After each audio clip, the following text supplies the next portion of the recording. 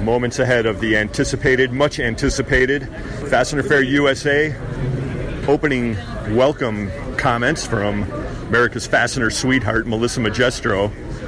She's looking quite dapper, standing in front of the ribbon. There's Jessica Boweek, who's going to appear later at the Rock and Roll Hall of Fame. It's not often you can be a witness to the beginning of a legacy, folks. Fastener legacy. But here we are. A panel of luminaries assembled behind Melissa, behind the ribbon. I presume one of the partners of Mack Brooks there, now taking the microphone. Testing, unsuccessfully, shifting. Hopefully we'll have power in that baby before this is all over. It's David Tellett, if that helps at all. That's David Tellett, and who is he? From the UK. From the UK, all the way from the UK to the USA. I think they said that in Spinal Tap, the movie. Now, how did Bob Baird get up there? How's he up there and I'm not? I don't know. And Rosa's up there too. I don't know. Something. You might need to be up there. I'm missing out on something. I'm behind the camera here, and all these guys are up there. Is he? He's not Mack or Brooks. No. Is Mack or David? Brooks here? Simon. I've only met Phil. Well, there's a decent-sized crowd waiting to get in, of attendees, that is. There's already a pretty good-sized number of people on the floor preparing their booths. This is a great convention center. I'm looking down the main corridor where folks are picking up their badges, and it's pretty full, filling up.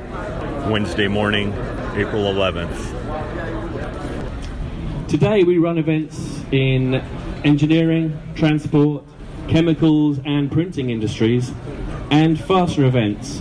And our well-known Fastener and Fixing magazine, these form an important part of our portfolio.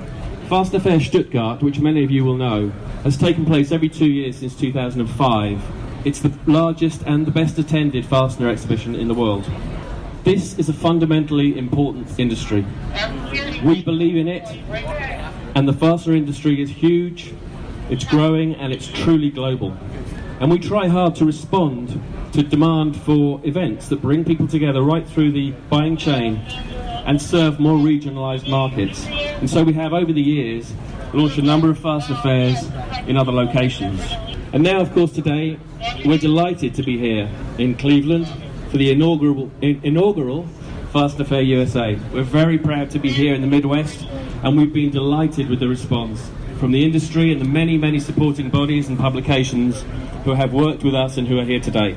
I wish you all, each and every one of you, a very successful Fastener Fair USA. I'd like to now hand you over to Melissa Magistro, who's the Executive Vice President of Mack Brooks USA.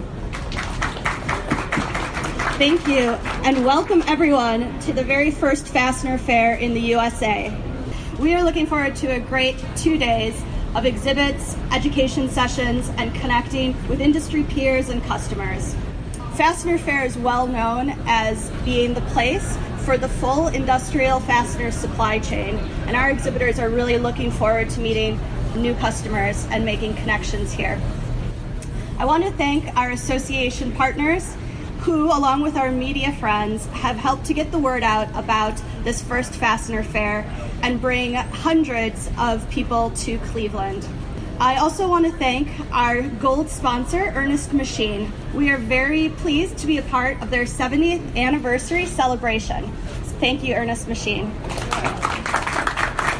Okay, so I see we've got a nice crowd here, so without further ado, let's open the show. Clayton Allen was here along with me to witness this opening. What were your thoughts as Melissa was speaking, Clayton? It was very well done, and I look forward to the show. Well said, Clayton. Clayton, of course, with Buckeye Fasteners. We're going to get down there on the floor. We'll talk to you in a bit.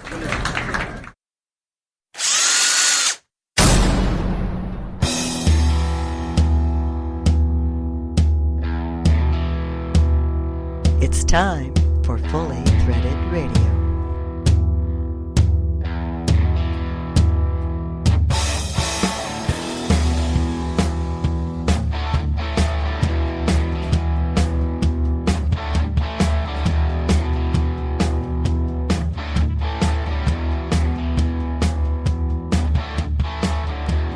It is Fully Threaded Radio, voice of the FCH Sourcing Network.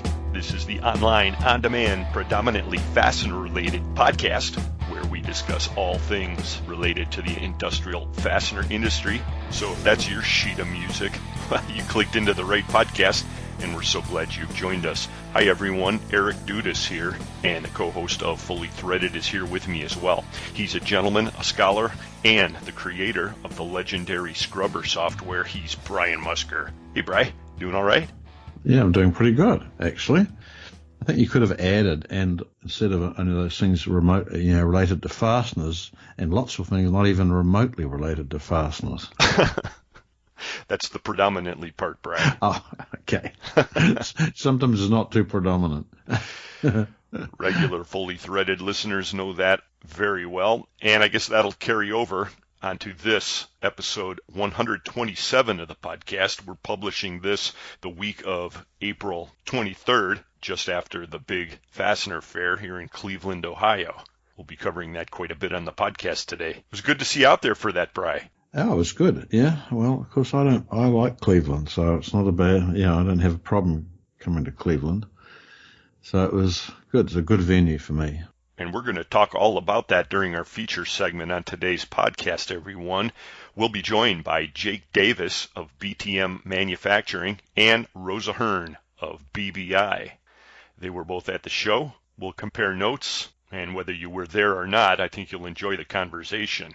We're also going to talk about the NFDA 50th anniversary meeting, which was held recently down in Costa Rica. Bri, you were out there for that. I was. We've got a whole bunch of sound snippets that the lovely and talented Lynn Dempsey recorded while you folks were down there. And I think you'll get a kick out of that. We'll break that into two segments, Brian, then you can give us your account of what went on down in Costa Rica. Right. Okay. It's cool. It's also kind of a special episode because we're rejoined by RW Baird analyst David Manthey. Now, he's been driving the Fastener Distributor Index behind the scenes for quite some time now, but we haven't had him on the podcast. I'll have a conversation with him. We'll go over the March numbers. And, of course, the FDI is usually Mike McNulty's domain, but he had to run out to Dusseldorf for the Wire Show, Bri. So he's got the episode off. We're going to hit a few Fastener news highlights during his usual segment. We'll do the best we can. And, of course, the FDI is a big part of that. Right. We'll manage. Okay. We're fine. Plus, Carmen Vertullo's got his final installment of his series on torque wrenches. Good. So after this, we'll really know what to do with a torque wrench, okay? You should. Yeah, you should. And if you don't, you can always go back and listen to the other episodes. And I think he's got some plans for consolidating all these and doing something else with it. In fact, if you listen to the end, he makes an offer that you can contact his office and he'll supply you with all the info you need. Okay, good. So it's another packed episode. Packed with sponsors as well, and I'd like to take an opportunity to welcome the newest sponsor of Fully Threaded Radio, and that's BTM Manufacturing. That sounds familiar. It's because I just named them. Jake Davis joining us on the podcast today. He's been a friend of the podcast and the FCH network for some time. Yeah. He's appeared recently, and he's back with us again. He's a great guy. A lot of fun to have him on, and we're very glad to have him as a sponsor. We are, actually. Actually, we're glad we have all our sponsors because they help us make all this thing actually happen. And the title sponsors of Fully Threaded Radio are Stellfast and the Lindstrom family of companies, including Titan Fasteners. Stellfast, for service you deserve and people you trust. And the Lindstrom family of companies, Lindstrom by any measure. Also sponsoring Fully Threaded Radio are Buckeye Fasteners, BTM Manufacturing, InSequel Software, the Worth Group of Companies, the International Fastener Expo, ND Industries, Fastenal, Volt Industrial Plastics, and Solution Industries, home of Solution Man, not playing his guitar this time. That's right. Solution Man was up on stage at the Rock and Roll Hall of Fame. We'll talk about that in our feature segment today. Thanks to all our sponsors, and thanks to each and every one of you for listening to the podcast. Please get with us anytime if you've got comments, ideas, questions, so forth. The email address, ftr@fullythreaded.com, and we're on Twitter, where the handle is fullythreaded. Yeah, load the podcast up on your friends' phones if they haven't heard about it either, okay? Yes, which leads me to a point I wanted to make before we roll a commercial and then get into it, Bri, because when we were at the Fastener Fair in Cleveland, I guess upon reflection, we still have a whole lot of people out there who, for one reason or another, they haven't really acquainted themselves with either the FCH sourcing network or fully threaded radio. I mean, we've been hammering on these things for years, and there's still people walking around that don't know about it. It's weird. I know. It would be discouraging if we didn't realize that this is a sort of a conservative, technophobic industry. Yes, that was an apropos description, I think, Bri. Delicately put, but accurate nevertheless.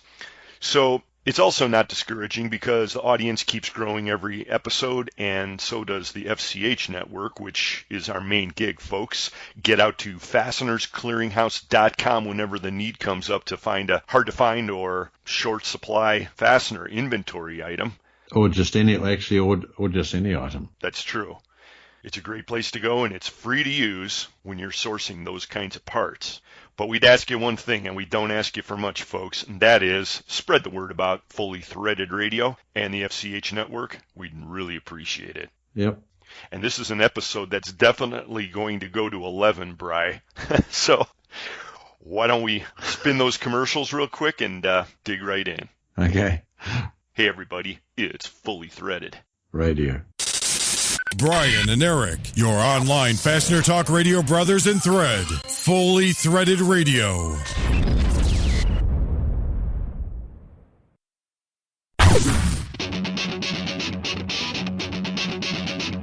When top quality and outstanding service are at the top of your list in fastener suppliers, turn to Stellfast. Since 1976, Stellfast has grown to become an industry-leading importer and manufacturer of the highest quality industrial fasteners, specialty items, and automotive parts. Our array of facilities across North America and in Asia, along with full quality control labs and ISO 9001-2008 certifications, ensure the highest quality parts, and at Stellfast, they're delivered with undisputed service excellence. We're family-run and dedicated to your success. Our customers have come to depend on the expertise of our staff and the quality of our products. We also offer a wide range of secondary services to meet some of the toughest requirements you might have. Contact Stellfast today through our website at www.stellfast.com and put us to work for you. Stellfast. Service you deserve, people you trust.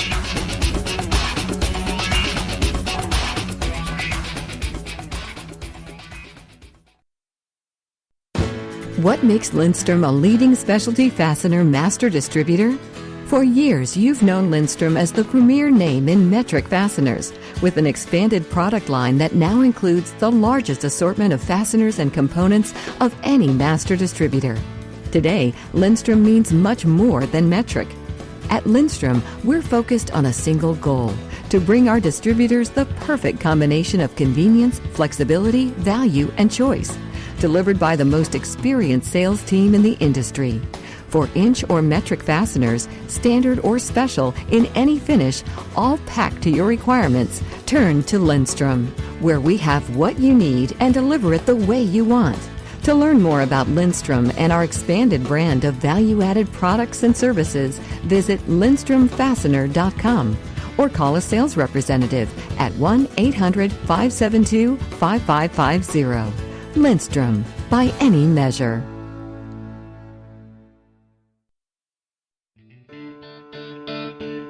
BTM Manufacturing is a domestic ISO 9001 manufacturer of threaded fasteners and bent wire products. From anchor bolts to studs to U-bolts, BTM is committed to making your per print special with the highest quality standards while meeting your on-time delivery schedule. Since BTM began in 1961, this family-owned business has remained focused on providing exceptional service to their customers. Centrally located in Kansas City, Missouri, BTM recently expanded into a 100,000 square foot facility, which allows for the production and manufacture of many projects simultaneously, both large and small quantity. BTM's website at btm-mfg.com allows you to submit custom quotes quickly and easily, and once you do, a BTM team member will contact you as soon as possible to discuss your needs. Are you ready to get started? BTM is. Visit www.btm-mfg.com today.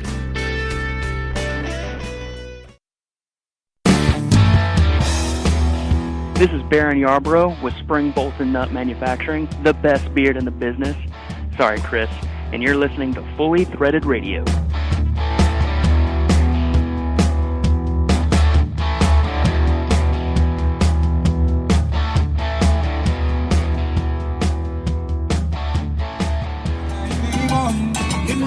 This is Lynn. Can you hear that wonderful music?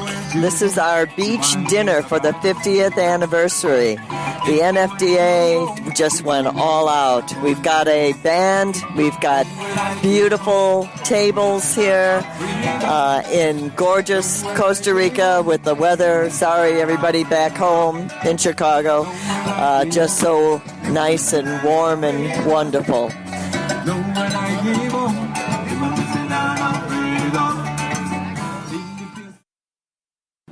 I'm here with Gary Cravens from Advanced Components in Dallas, Texas. All right, so tell me your best fun moment of the meeting. Well, my best fun moment so far, I think I would have to say, was at the dinner reception out on the beach.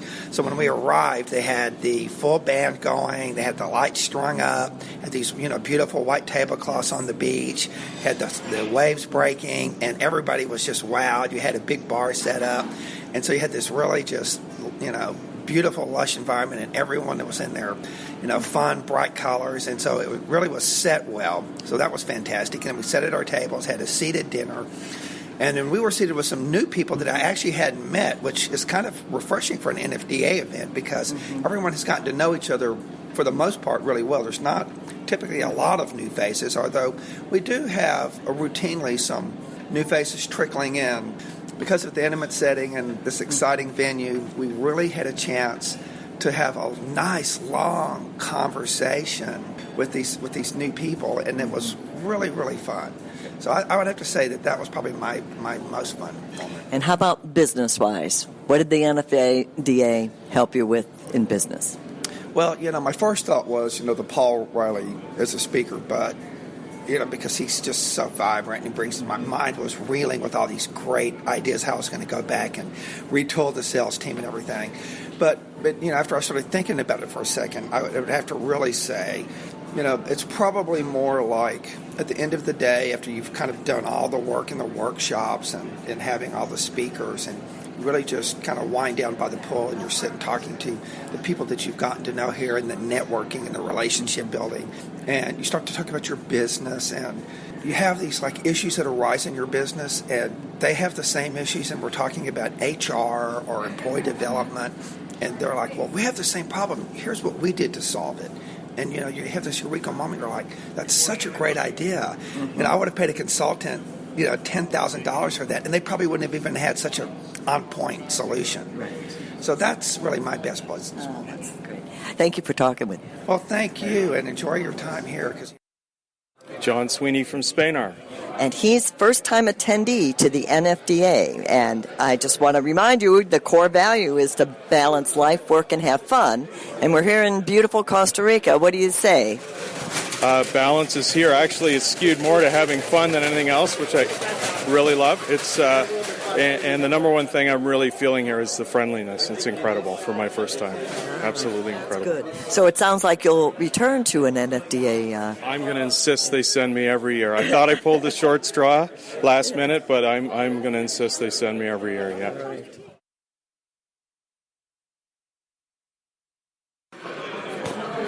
Hi, we just finished our first seminar at the 50th NFDA anniversary, and our seminar was on value-added selling with Paul Riley, and I'm here with Richard Samuel from Infasco. And Tom Olmshed from Aerospace Computer Supplies. All right, fellas, how did you like the seminar? What did you think? Oh, I enjoyed the seminar very much. I've known Paul for several years. I've hired him to train our people back home. So I see lots of value in the seminar, and I'm sure everyone has benefited from it. Okay. I thought Paul was a tremendous speaker, gained a lot of insight into potential ways for us to differentiate our company and add value. So it was very, very well received. So what do you think is the first thing you're going to bring back from this seminar to your salespeople? Well, get the team back into a meeting room and remind them to review and make sure that they promote all the value we bring to the marketplace. Yeah, I would start with just changing the conversation from one of price to one of value. It was a great seminar. What did you think of the 50%? 50% of us, and they polled the room for our listeners who weren't here. 50% said they would discount, 50% said no. Any thoughts on that? Was that surprising? Well, yes and no. I mean, normal reaction from my experience. Yes, people tend to discount and forget about promoting the value they bring to the customer or to the marketplace. Yeah, it's easy to fall into that comfort level of I want to get the order, and if I know I give them a couple percent right now, I'll get the order and I'm done, I can move on. So, no, I wasn't surprised by it. Okay. All right, great. Well, great talking with you. Enjoy your lunch, and thank you so much. Thank you. Okay. I'm here with Paul Riley. And Paul was one of our speakers on value-added selling. And tell me, give me a little view on how you prepared for this meeting, because you were very, very good. Oh, well, thank you. It's a privilege to be able to speak with NFDA. Mm-hmm. And this program, we prepped in a few different ways. My personal background is actually selling fasteners in the industrial construction world. So that really helped as far as just having a baseline of knowledge. But then we actually spoke to a couple of members, to get an understanding of what they're looking to accomplish with the meeting. And we also actually had a survey that we sent out to several NFDA salespeople, which basically gave us a read on how they go out there and try to sell value. It was almost like a sales aptitude type test that helped us customize this message for the group, and we ended up focusing on 3 key challenges that salespeople are facing. So, it's a number of things we do to prepare, and then lots of practice as well. And you did polling with the audience, and were you surprised with the 50% price, 50% not price? As far as discounting? Yeah. That's fairly typical of what we see. Actually, NFDA is a little bit lower, and I attribute that to mainly the fact that we had high-level, sales executives or business owners in the room. They're when it comes to discounting habits and that, they're not as generous as salespeople in certain cases. Okay. But the responses were very typical of what we see in a group setting. Okay. So, yeah. Great. Thank you for taking the time to talk to me today. Absolutely. Thank you. Hans Fuller from Fuller Metric in Canada. All right, so how did you like our speaker today, Paul Riley, in value-added selling? What's the one thing you're going to bring back right away? I think the one thing I'm going to take back right away was the discount, the unsolicited discounts. We've talked about that before. I think that's probably one of the easiest things you can do to increase your profit is stop making the sales guys give away money when they're not asked to give away money. Were you surprised that 50% said yes on discounts, 50% said no? No, I think we do a lot of quoting, so I think our guys, probably are giving away too much discounts. I think a little bit different industries are running different ways. So, will it be a hardship, or would it be a challenge to change them to that value added? Let's not do the cost discounting because that's too easy, and let's go to value added incentives. We're on the wholesale level, so unfortunately I think we're on that price side of the equation. Especially I think in different regions, you find that some regions are so price driven, other regions will accept more the value side that you bring to the table. So I don't think it's a black and white thing. I think for us, you would implement it more specific to customers, actually specific to regions for us. Okay, all right, and that makes sense. Janet Winkleman at Wink Fasteners. Yeah, and Janet, we just finished this Innovation in the Age of Disruption workshop. What do you say? I think it ignited a sense of urgency. I think he was right that people have sensed that doing things the way we've been doing them isn't going to fly in the future. And I've been working on things to change all of that, but this was a wake-up call. Yeah, I agree with him that the change is happening faster than the fastener industry. Oh, that's been true since I got in the industry in the 90s. I mean, I came here from a retail background, and I remember the publications, and I felt like I was going back to the 50s, and this was mid-90s. So the industry has been slow to embrace change forever. And I think the problem is going to come when the world has decided to change without us. I'm here with Giovanni Cespedes from Falcon Fastening. And we just finished the workshop on innovation during the age of disruption. What are your takeaways from it? Well, first of all, I thought it was wonderful. I really enjoyed it. There's a lot of energy. Actually, you could see that energy transpiring from all over. So I enjoyed, and I think it was just on point. I think as an industry, I think we are struggling. I think there's few people who are deciding to look the other way, but as the majority, I would say we are struggling to figure out what's next. And I think exercises like this, speakers like this is what is helping us, or they are going to expand our mind to try to think about what's the next thing. And, maybe not all of us are going to be able to figure out, but I think just the simple reason that we are thinking about it, the simple reason that we are looking at it and just having these kind of conversations is what this industry needs. I honestly believe that, because I agree with what he's saying, that the world is moving ahead and distribution is not moving at the same pace. Sounds from the NFDA 50th anniversary conference held in Costa Rica mid-March. Actually, what was it, the 14th through the 16th, 2018, right, Brian? Right, yep. Hey, everybody. Brian and Eric back with you. That montage brought to us in part courtesy of the lovely and talented Lynn Dempsey. The two of you headed down to Costa Rica, Brian. Before we get into your account of some of the sessions, did the two of you get up to anything fun? You usually head off the beaten path a little bit when you're on these kinds of trips. Well, a few things I hadn't planned quite right, but I realized very quickly after arriving that, a pretty amazing, interesting country, and so we waited till the conference had ended, and then we took off for two separate tours, okay? Glad we did it.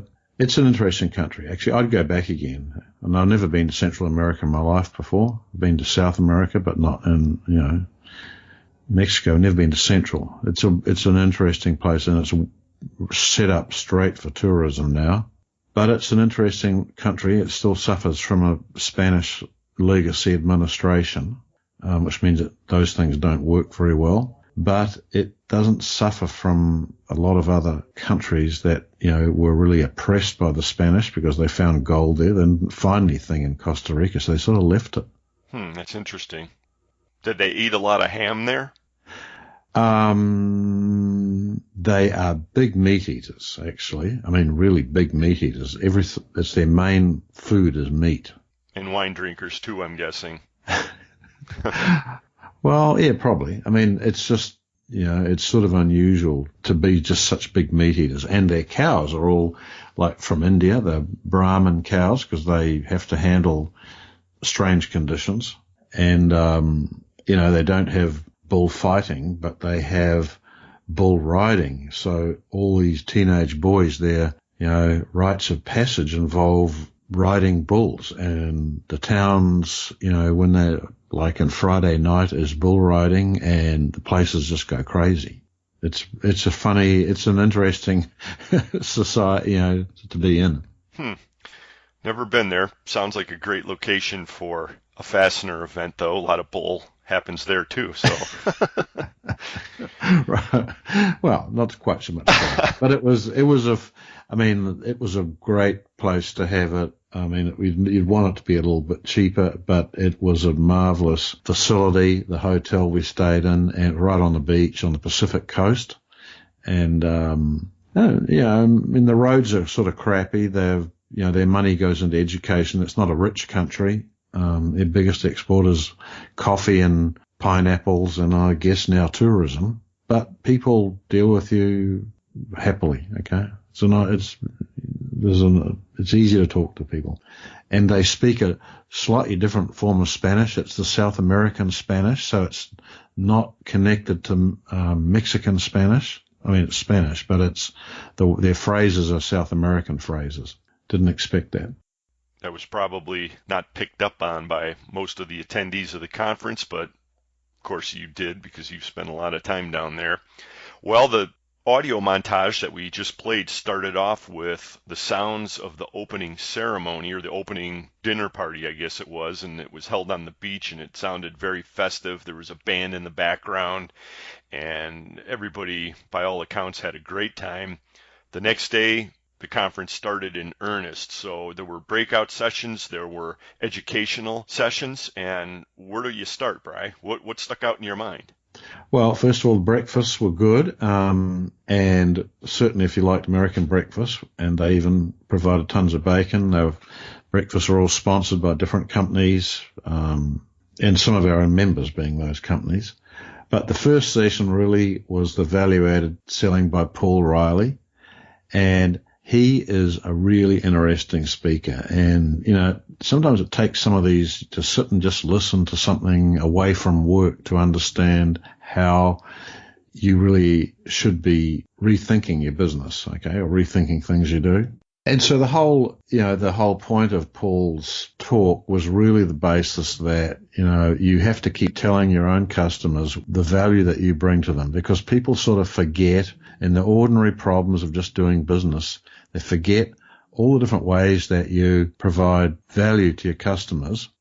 And he gave us all the figures and pointed out that, price is only a important factor in something like 20% of all sales. 80% of it, price is not the important thing. It's what you can bring to your customers that's more important than the price. So hence the whole emphasis on value-added selling. Good talk, okay? Really liked it.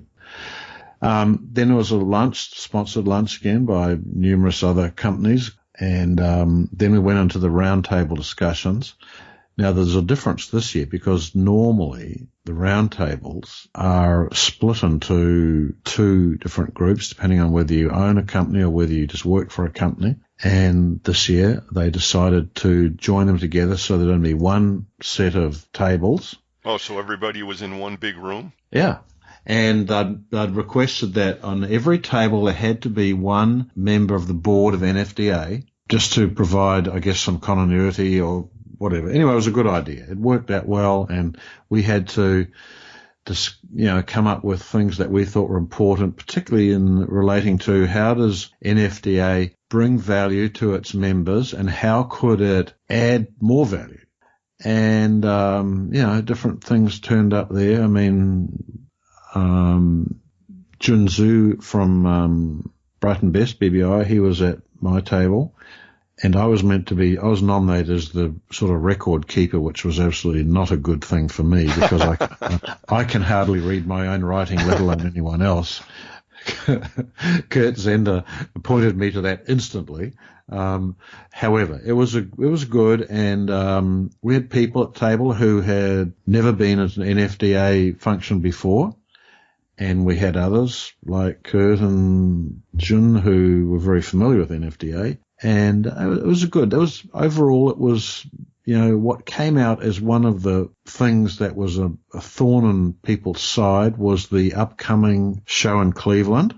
Right. At the time, it was up and coming. Yeah, it was right. It was up and there was some heated views about whether such a show should even exist. Okay. Based on the attendees, right? Based on the possible attendees. So that was a really hot issue, but overall it was a good roundtable. And we'll talk more about that issue during our feature segment today when we cover Fastener Fair USA. But that sounds like a really cool format for the roundtables, a little bit different than usual.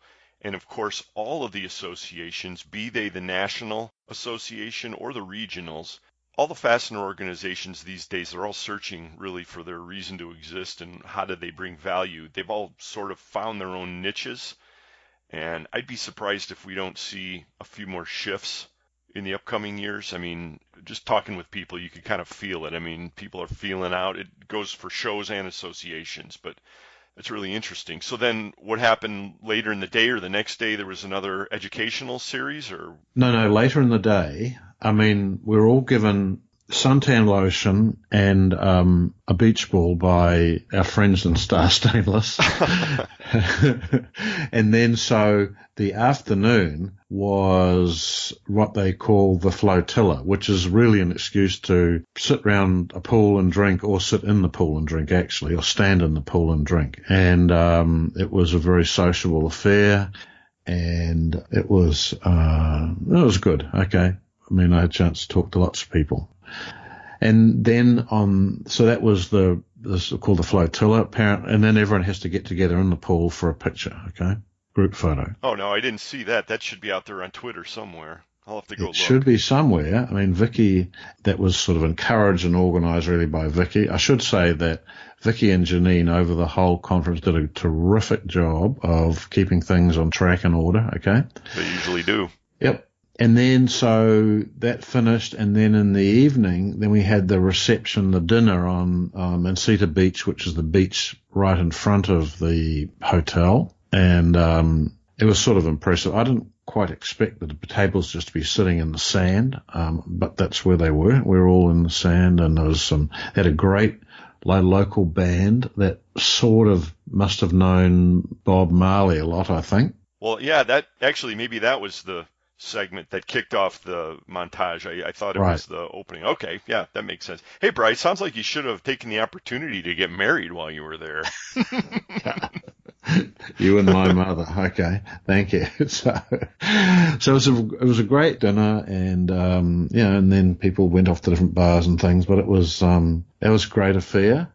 And then the next day was sponsored breakfast again, and then there was a 2-part talk or session. It's called Innovate: How to Create Relevancy in the Age of Disruption. So it was, and the speaker, who I've never struck before, was known for, he's a very, very, very active speaker. He normally carries around 2 shirts because he totally soaks one of them, okay, while he's talking. Should have done it in the pool. I'm sure he went off to the pool after that. But it was, the talk was really sort of about be careful, because there are people who are looking to disrupt your business. And he pointed out that Apple's award for the year, for innovation for the year, went to a 14-year-old kid in the world, okay? And he said, at this moment, you can bet there are thousands of people all over the world playing around with their computers working out how to beat you in your business. Sounds about right. Yeah, be careful. You have to think outside the box, because there's lots and lots and lots of people who are already doing that for your business, and don't wake up one day and find that someone's worked out a better way of doing your business. And some of them work outside the federal government too. Right. And they work all over the world. And that was the base of it. It was sort of, you came out of that being a little bit nervous, actually. And everyone should have been nervous, because, this is an industry which, say, is technophobic and is a little frightened of thinking outside the box or of using technology to help it. Okay. Well, sounds like a jam-packed educational series and lots of socializing, and sounds like some extracurricular sightseeing. So all in all, a great conference and very well worth attending. It was. I loved it, actually. And I really, I think that some of these discussions or the workshops, when you're sitting at your desk working, you don't get to sit and think outside or just sit and think about what someone's saying to you. It takes being ripped away out of your comfortable environment to actually be able to appreciate more deeply what someone's saying, that you should know and probably do know. You just don't think about it enough. Did you get a final tally on how many attendees were at the NFDA conference? I don't really know, but I guess about 150 Vicky knows the numbers, okay? Right. That's a pretty good crew to make it all the way down there. Oh, yeah. And, of course, the one thing is that I was totally took the wrong wardrobe, thinking NFDA is always formal and all their things. And, of course, I arrived there, and first thing I find is Dan Zender wandering around in a pair of shorts, looking like he's just been on holiday for, 5 years, which we know is not the case. But and I realized that I had a lot of more formal clothes than I needed and not nearly enough of the really casual ones because everything was casual. Yes. Well, Kelly Cole must have been right at home. Yeah, he and everyone else. I did have one pair of long shorts, thank God. Okay. Well, we're going to play a couple of more audio clips in a montage to close out the segment here. And thanks for heading down there, Bri. I mean, you do the hard work, you do the heavy lifting around here all the time. So heading down to Costa Rica was no exception for you, huh? It was good. Yeah, right. Yeah. Yeah, but I said, where's Eric? I said, no, he drew the long straw.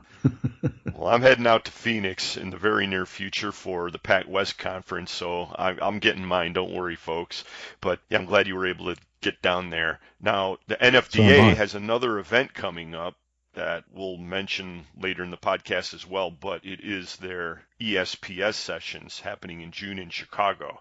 That's on June 5th and 6th. All the info on that is available at their website, nfda-fastener.org. And like I said, Bri, I'll have to get out on Twitter and see if I can't find any of those photos because somehow I missed the one with everybody in the pool. I don't know how I did that, but that must be quite a sight. Right. Took a bit of getting everyone organized. I can imagine. That's like herding cats, right? Yeah, I know. Oh, it was terrible. But whatever, we all got there in the end, okay? Yes.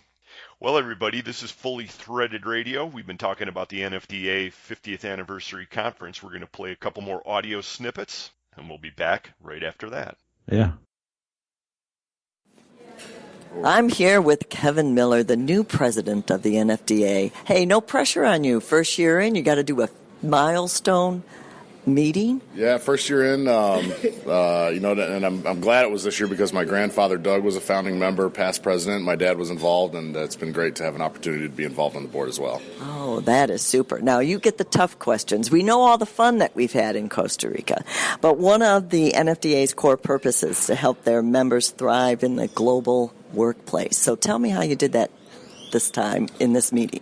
I think we did it here the way that we wanted to do it at all the past meetings and all the future meetings. I mean, we want to provide relevant content to our members. Hopefully they learn something here that they can take away and take back to their businesses and apply to their everyday lives.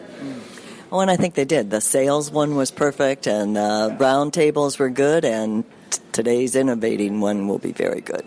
I'm looking forward to today's innovation workshop. The roundtables actually started off the way that they always do. Everybody kind of sits down and we're all asked a question and nobody really wants to answer, to be the first one to answer.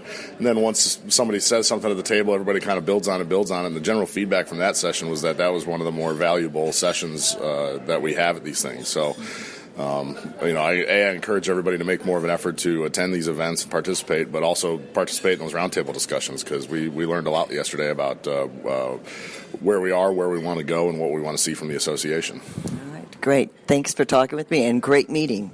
We only expect bigger things from you if this is your first one. Thank you. Bill Derry. Bill, tell us about the roundtable today. What are your thoughts? Well, I thought it was an interesting discussion. I think it is good that people from the industry get together and exchange ideas. It provides me an opportunity to learn from them and provide whatever insights I think I might be able to. So I thought it was very valuable.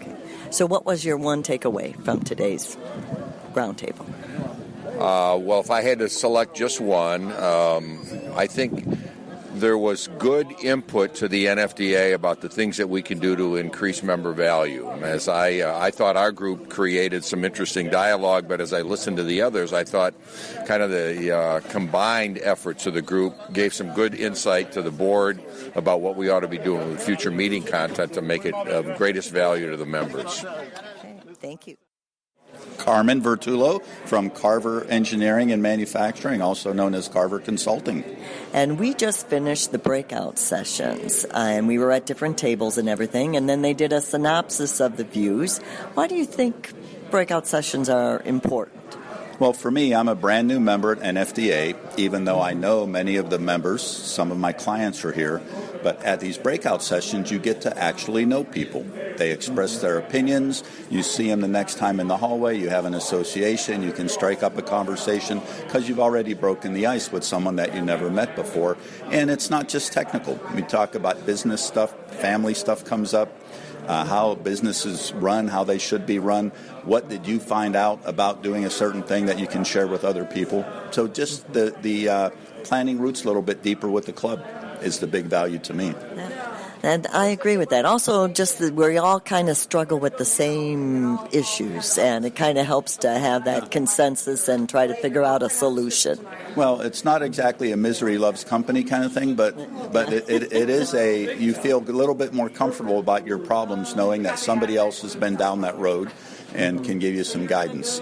And it was an open sort of topic. It was very loose. What can NFDA do to help your company more? And they all had some great ideas. I mean, that was very nice of NFDA to take the time to get that kind of feedback. And they weren't shy. I mean, our table and all the other tables had some really good suggestions about what NFDA could do. So. And that's good. I'm here with Doug Wieland with Stelfast. Tell me, how was the workshop we just finished? Innovation in the Age of Disruption. It was phenomenal. Did it give you ideas? It gave me lots of ideas, but I'm not going to share them in the moment. Anyway. Okay. And I don't blame you, but you got ideas. Yeah, I do have quite a few ideas. And in addition to that, I think the speaker was phenomenal, living on the edge, almost like a Tony Robbins type of a speaker, just phenomenal. I'm here with Tim O'Keefe with GL Hewitt. All right. Tim, what's your best moment so far here at the NFDA 50th anniversary? As much as I hate to admit it, it probably would be the world-famous Flotilla, which is a pool party that we had last night. A lot of fellowship, a lot of fun. Star Stainless sponsored it, so I give a shout-out to Bruce and Robin Wheeler. But just a nice time of being together, and sometimes it's those informal moments that kind of make the grade, so it was fun. Okay. You're not alone with that, so you're not alone with picking the Flotilla, so thanks for talking. Yeah. Ann Sullivan, retired. Retired? All right. Yes. So tell me about yourself, Ann. Tell me about how many NFDAs you've been attended. to about maybe 10 overall.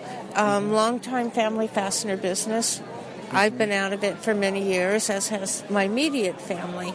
I'm here with my sister, Virginia Cohn, and her husband, Andy Cohn, who own Duncan Bolt. Oh, and we know Andy Cohn very well. Okay. Yes. So, a little fact about Duncan Bolt. It was started at the very end of World War II by Dave Duncan, who, with a very small amount of money, purchased a few surplus pallets of something from the Army surplus that they were auctioning off. And he opened them up, and they were nuts and bolts. And he started selling them around Southern California. And I would say there were still some of those pallets in the Duncan Bolt inventory as recent as 10 years ago.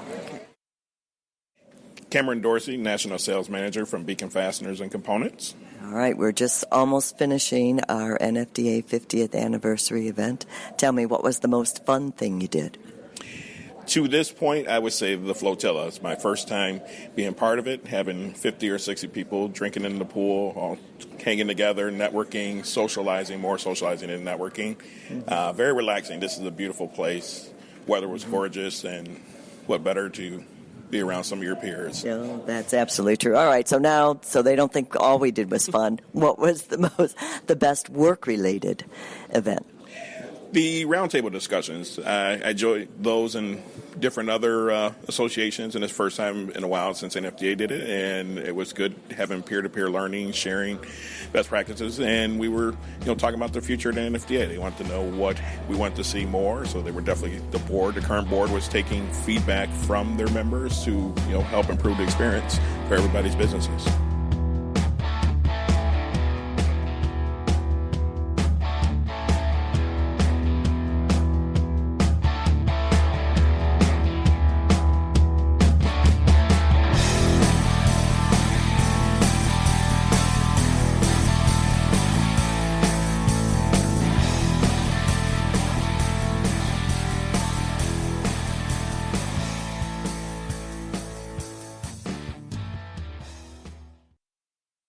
Whether you need a small or large number of fasteners, there is no reason why you should have to sacrifice quality or service for that matter. Volt Industrial Plastics takes great care with each and every order to ensure you receive a quality fastener in a timely and affordable manner. Our state-of-the-art production equipment allows us to produce any quantity you request quickly and efficiently. And with same-day shipping on nearly 1 million in-stock fasteners, we carry an inventory so you don't have to. Visit us online at voltplastics.com to find out more about our quality American-made products. Volt Industrial Plastics, manufacturer of the finest plastic fasteners in the world.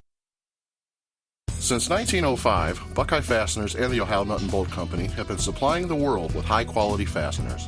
Our standard product lines include weld fasteners, braided weld screws, leg levelers, self-clinching hardware, clevis pins, rivet nuts, and various other fastener lines, allowing us to support virtually all types of industries. We have complete custom manufacturing capabilities in low carbon, medium carbon, and stainless steel materials, and our quality systems are registered to ISO standards. Our on-staff engineering department can assist you with product development and provide total technical support. Our knowledgeable sales team members offer superior customer service and are here to answer any questions you may have regarding our products. Having a hard time finding a part? Let our sourcing specialists do the work for you to locate those items. We offer competitive pricing with typically smaller minimums and shorter lead times. To find out more about Buckeye Fasteners, please call us at 800-437-1689 or on the web at buckeyefasteners.com. Buckeye Fasteners, more than just weld. This is Paula Ebbets, MWFA Fastener Show Chairman, inviting you to join us June 4th for our 37th Annual Fastener Show. This year's show will be at Belvedere Banquets in Elk Grove, Illinois. This event is produced by the fastener industry for the fastener industry. Its success returns to the industry through scholarships, education, and informative programs. Also join us for the largest fastener industry golf outing the following day. More details of these events can be found at mwfa.net. Hope to see you there. I know my customers' yearly usage, but I don't have the warehouse space to store it. Solution Man can. Submit a blanket order and I'll not only set up release dates, I'll offer you bulk pricing too. Visit the Solution Industries website for details at solutionind.com. You're my fastener superhero. Just doing my job, ma'am. This is Mike McNulty from Fastener Technology International, coming to you straight from the Fastener Hall at the Wire Trade Fair in Dusseldorf, Germany. I'm not able to deliver the Fastener News Report this month, but I am still focused on fasteners and ready to hand the microphone back to Brian and Eric. Brian and Eric, back with you.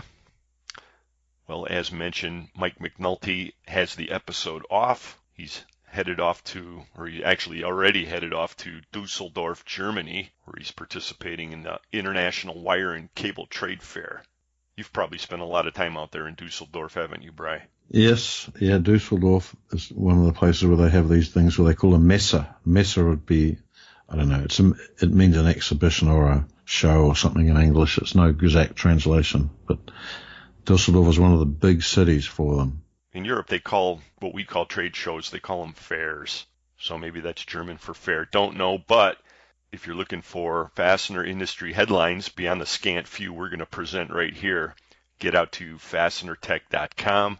The Fastener News Report is available online on their website in PDF and flipbook editions. Mike does a great job with that every month, so take a look. That's fastenertech.com. Everybody's talking about the tariffs still, Bri, as you know. That was the buzz at the Cleveland show, and Fastener News Desk has a link to a direct source. Did you get out there and take a look at this U.S. Department of Commerce document, Bri? I try and avoid government documents as best I can, okay? Yes, I don't blame you. I tried to wade through a little bit of it, but we figured we'd point this out simply as a service to the industry. If you want to take a look at this, the title of the document is The Effects of Imports of Steel on the National Security. And this was from January 2018, again, available right off the homepage of FastenerNewsDesk.com. I wonder how many fastener people have actually delved into that. Yeah, a few, I would think. I mean, there's so many ifs and buts and exceptions and shit that it's... who knows who it was really written for, okay? Charlie Kerr has. Okay. Right. We'll get Charlie to summarize it for us. Good idea. Another headline we wanted to point out, many of you who have listened to Fully Threaded for some time know Dan Zender real well. He did our Legends of the Industry series, which I don't think is finished, Bri. I think it's just on a little hiatus. He'll be back one of these days with more interviews with fastener industry legends. And he's well on his way to achieving that status himself because we received a press release dated March 23rd. Dan Zender, of course, the CEO of Trinity Logistics. And we want to congratulate him because that company has been acquired by Agri Solutions, Bri. Oh. Which is a division of Hamilton, Ontario-based Vananapri Group. If I'm pronouncing, I probably am not. But anyway, it's Agri Solutions, Canadian company, acquires Trinity Logistics Corporation. Well, no wonder Dan looked so relaxed. I mean, I would have thought that's right in the middle of those negotiations, but he looked better than we've known him for a long time. Yeah, so, that well-rested glow. Yes, yeah. That would explain part of it, I believe, Bri. Right. Now I understand, okay? Yeah. Jackie got a text from him. I think it was like the first day that they were down in Costa Rica, and he was complaining because the wind had blown the umbrella out of his drink, you know. So, those are the kinds of things he has to worry about these days. Right, I know. Though that we would have such problems, okay? Yeah. Yeah, hang tight, Bri. Our time will come. Okay, good. I'm very patient. Yes. So congratulations to Trinity Logistics. I guess the management team will remain in place and they're going to continue driving, and we'll keep you abreast with that. Here's a headline from the recent Fastener Fair USA in Cleveland. We previewed Fastener Fair and pointed out that EFC International was raffling off, or actually it was not really a raffle, it was just a put your card in the fishbowl kind of a contest, and you could win an Epiphone guitar Les Paul model signed by Gravity Kills guitarist and EFC president Matt Dudenhofer. Well, that went down. And I have to tell you, Bri, when they announced over the PA the winner, my heart stopped for just a minute. Yeah, why? Well, because the winner of that guitar, he's a purchasing manager over at Kimball Midwest. They're out of Columbus, Ohio. Well, he won't be having to purchase any guitars in the near future. He's Eric Scherer. Congratulations, Eric, on winning that guitar from EFC. Wow, cool. Great. Yeah, they had it set up in their booth, and I must say it was a very handsome-looking axe. I didn't actually know that Epiphone had a Les Paul version. I mean, everybody knows the Gibson Les Paul, but apparently Epiphone has one as well, and I tell you, it was a really nice-looking guitar. I did not get to see it, but I'll take your word for it, okay? Yeah, I felt real bad for EFC because apparently their crate with all their exhibit stuff was lost in transit somehow. Oh, God, this is everyone's worst nightmare. Oh, it is. I mean, that's the worst thing that can happen at a trade show, pretty much. And so credit goes to Joyce over there because she scrambled and next day aired out a sign, and you know they had some tables set up and it was obvious that it was EFC and so forth. But yeah, it was probably not what they were hoping for, especially with this big guitar giveaway. I think they made the best of it though. Oh yeah. Yeah, this is what you dread when you turn up to try and set your booth up that something isn't there that you critically need. Like you brought your computer but forgot the keyboard. I remember that year. Oh, yes, right. Or the mouse or whatever. Yeah, I know these things. But not having any of the stuff for your booth arrive would be a nightmare, a disaster. Yep. Well, good job, Team EFC, and congratulations, Eric Scherer. Yeah. Couple of events that are coming up you should be aware of before we get to the FDI report. The NCFA Distributor Socials happening May 17th in Independence, Ohio. That's a great event. There will be something north of 200 fastener industry people there, mainly from the Midwest. You're welcome wherever you are, though. That's the case also at the MWFA Tabletop, which is happening June 4th and 5th in fabulous Elk Grove Village, Illinois. Strategically nearby O'Hare Airport if you want to fly in. It's always a very good tabletop. It is. Not that we're biased, okay? MWFA is our home association. If you do business in Mexico or in South America, you should make it a point to get out to Fastener Fair Mexico. This time it's happening in Guadalajara. Previously it had been in Mexico City, now Guadalajara. That's happening June 20th through the 21st. FastenerFair.com is where you get more info on that. Yep.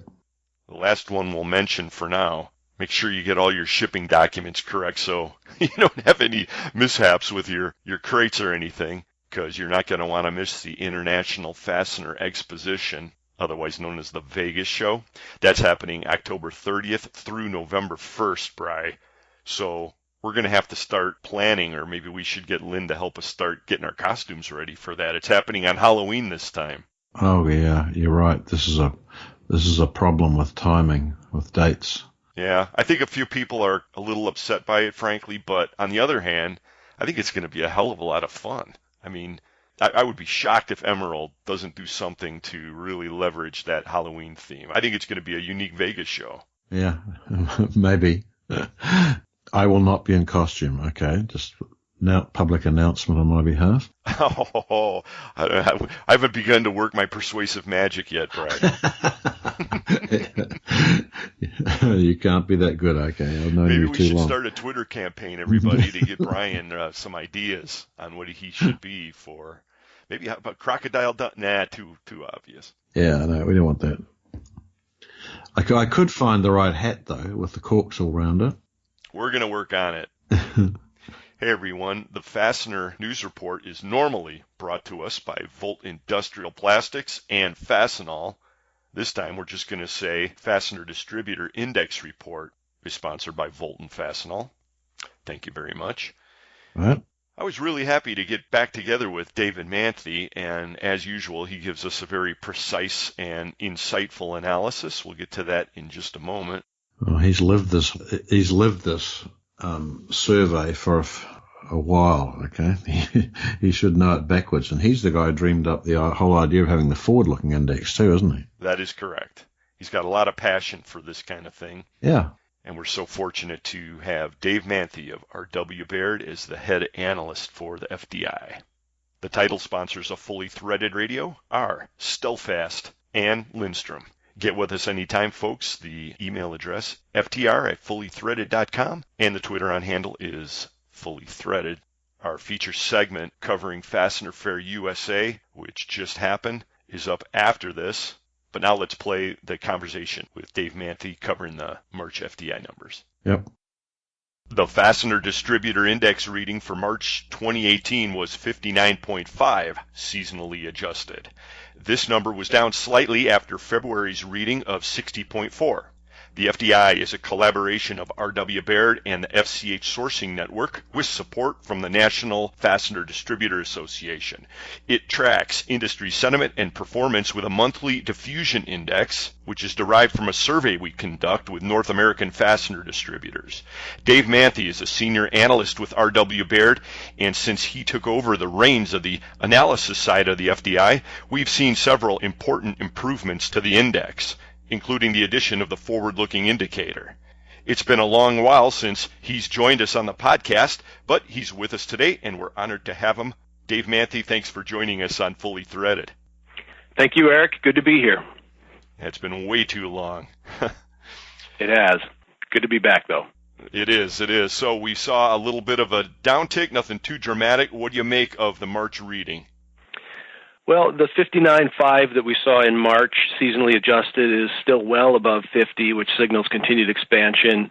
It's really very much in the ballpark of recent trends. January and February, both right in that 60 range. And if you look at the last 12-month average, was 59.4. So 59.5 is almost dead on that number. The first quarter of 2018 average was just over 60, which is the highest first quarter in the history of the survey, and well above the 55 and change we saw in the first quarter of 2017. Year to date, these readings are very consistent with what we've seen in the ISM PMI, which was also in the 59 to 60 range year to date, and what we've seen from other distributors like Fastenal, which has seen double-digit organic average daily sales growth for about 10 straight months. So overall, we certainly continue to see a favorable backdrop for fasteners, with trends seemingly sustainable as we move through 2018. And that would seem likely because of the forward-looking indicator that I mentioned a moment ago. That number looked real strong again, didn't it? Yeah, it did, Eric. That's, as you mentioned, we have about 5 years of historical data here when we put this indicator together, and it's a combination of 4 of the facets of the survey. But when you put it all together, it gives a pretty good representation of forward-looking trends in the fastener industry. It actually leads the FDI by a month or so, and leads market trends. The March seasonally adjusted forward-looking indicator was 59.9. That was up just a touch from February, and it represents the strongest seasonally adjusted March reading ever, with the first quarter average here of the FLI also a record in the first quarter at 61. Gains were primarily driven by lower inventories at the customer level, the theory being if demand remains strong, those customer inventories are going to have to move up, which drives incremental demand. We've also seen a bullish 6-month outlook from the respondents and a consistently strong hiring sentiment, which is helping to drive those strong results. So bottom line, the forward-looking indicator, along with supportive end market demand, we think market conditions are likely to remain solidly in growth mode here over the coming several months. Now, one of the components of the FDI is pricing, and we're going to talk a little bit about some of the comments that survey participants gave to us this time. But, boy, pricing was probably the leader in terms of optimism out there. I mean, what do you make of all this?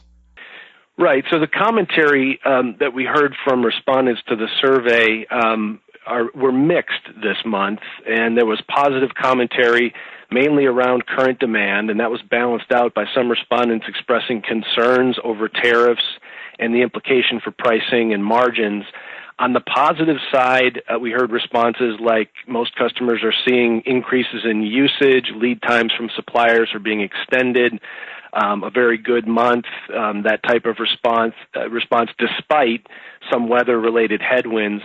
Others, around the tariffs and the inflation more broadly, there are some concerns around uncertainty of how that's going to impact both demand and margins. One distributor commented they're seeing continued inflation on purchased product. It gives suppliers another reason/excuse to raise prices, and it's very difficult for us to pass on price increases. And another commented similarly, during periods of increasing costs, distributors can be too slow to raise selling prices to reflect replacement costs. Although there's concern out there, I would say through our broader research here at Baird, not only have we heard very similar commentary around the strong demand environment, we've certainly been hearing that prices for most industrial products are on the rise. And while we've heard plenty of concerns about potential demand destruction or timing of passing through those price increases to customers, the majority believe that most inflationary pressures will eventually be recaptured by distributors. That's interesting. The FDI monitors privately held North American fastener distributors, of course, and Baird tracks publicly traded companies as well. So how is the FDI contrasting to what you're seeing with those publicly traded companies in the same space? Yeah, I would say the most relevant would be Fastenal, who reported just last week first quarter results, and their March daily sales growth was up 11.4%, which was above our expectation. That includes very strong fastener growth of 12%, or about 9% if you look organically, excluding the Mansco acquisition. We continue to think Fastenal is going to grow double digits organically through the remainder of 2018. And one of the key themes on the recent conference call was the price increases that the company is seeing and their ability to pass them through. It sounds like there was a bit of a time delay between when they took price increases and have been able to pass them through. However, pricing has ticked up January to February, February to March, and is looking like in the second quarter is going to be even higher. So the company is raising prices. They are gaining traction. And as I said, I think most distributors, even though there's some hand-wringing about what's going on with the input cost increases, they're able to pass through those higher prices to the end-user customers. Okay, well, that's good to hear. I know lots of FTR listeners are really looking for them, really for some level of leadership. Well, let's turn now and talk about employment. So we also ask respondents to comment on that. What did the FDI tell us in March about employment? Well, the employment picture was pretty much unchanged in the month of March, mostly flat month to month, but like the index itself, remains at a very high level. About 29% of respondents indicated that hiring picked up in March relative to seasonal expectations. That was basically flat with February. The FDI employment index also flattish with February. And when we look at the broader employment situation in the U.S., even though the March U.S. jobs report was a little bit weaker than expected, on the manufacturing side, 22,000 jobs were added in March, and the number of manufacturing jobs that have been added over the past 12 months is about 232,000. So even though we may be approaching or maybe at full employment, it seems like there's continued incremental gains in employment at a very high level. That picture looks pretty good, and I like to think about those as long-term decisions. So when I see the FDI employment index being as high as it is and its impact on the forward-looking indicator, I think it has a positive outlook for the industry overall. Well, we'll take it where we can get it. Keep throwing it on the pile. Let's talk about an issue that has a lot of people concerned, and there's a lot of talk about it. We just returned from the recent Fastener Fair USA in Cleveland, where people were discussing the big headlines about tariffs. Of course, a lot of it really hasn't been sorted out yet, but what are you hearing from your sources on the subject of the steel tariffs and then, of course, the finished goods tariffs that are still coming down the pike? Yeah, I would say that the key point there, Eric, is similar to what we talked about with inflation. I think when people are thinking about inflation and higher prices generally, they're including not only raw materials inflation that we're seeing in many areas, but also the finished goods tariffs and what that might mean for the demand environment as well. And I think it's a similar outlook, is that with the exception of let me back up and say most of the distributors that we've talked to think they can pass on the price increases ultimately that are derived from tariffs. And with the one question being around demand destruction, if those price increases are so high, and even if the fastener distributors are able to pass along those price increases to the finished good manufacturers, if the cost of those goods has to rise so much to maintain margins for the manufacturers because of the higher raw material input price increases, that could lead to some demand destruction where someone decides not to buy that incremental crane or that incremental tractor or earth mover, and that could lead to some fallout as it relates to the overall growth environment. Having said that, we haven't seen it yet, and having said that, we haven't yet seen the bulk of these tariff-related price increases. So we'll have to wait and see, but it seems like the biggest risk is demand destruction. But barring that, I think distributors will eventually be able to pass those tariff price increases on to customers as well. Okay, well, that's a very measured response, and it makes a lot of sense. I'll tell you this, though, from just anecdotal conversations in the aisles of the trade show and elsewhere, actually. I mean, there's also sort of be it rational or not, a fear, I guess, or a concern of greater trade pressures in general, and nobody really knows what that means, but they fear it. I'll say that. You could feel it. Yeah, that's understandable. I'll also add that the next FDI survey that we'll be conducting, and that'll be for the April numbers, we're going to be adding a supplemental question to that survey, and it will have to do with the tariffs, what you're seeing, what you're expecting, and so forth. So please, FDI survey respondents, jump in next month for sure. And you always do such a great job for us. We have a really wonderful group of respondents, Dave. And if you're interested in participating in the Fastener Distributor Index on a monthly basis, we'd be glad to have you. If you're a North American fastener distributor, privately held company, get out to the website www.fdisurvey.com. The survey really only takes less than 2 minutes on a monthly basis, and your input is totally confidential and very much welcome.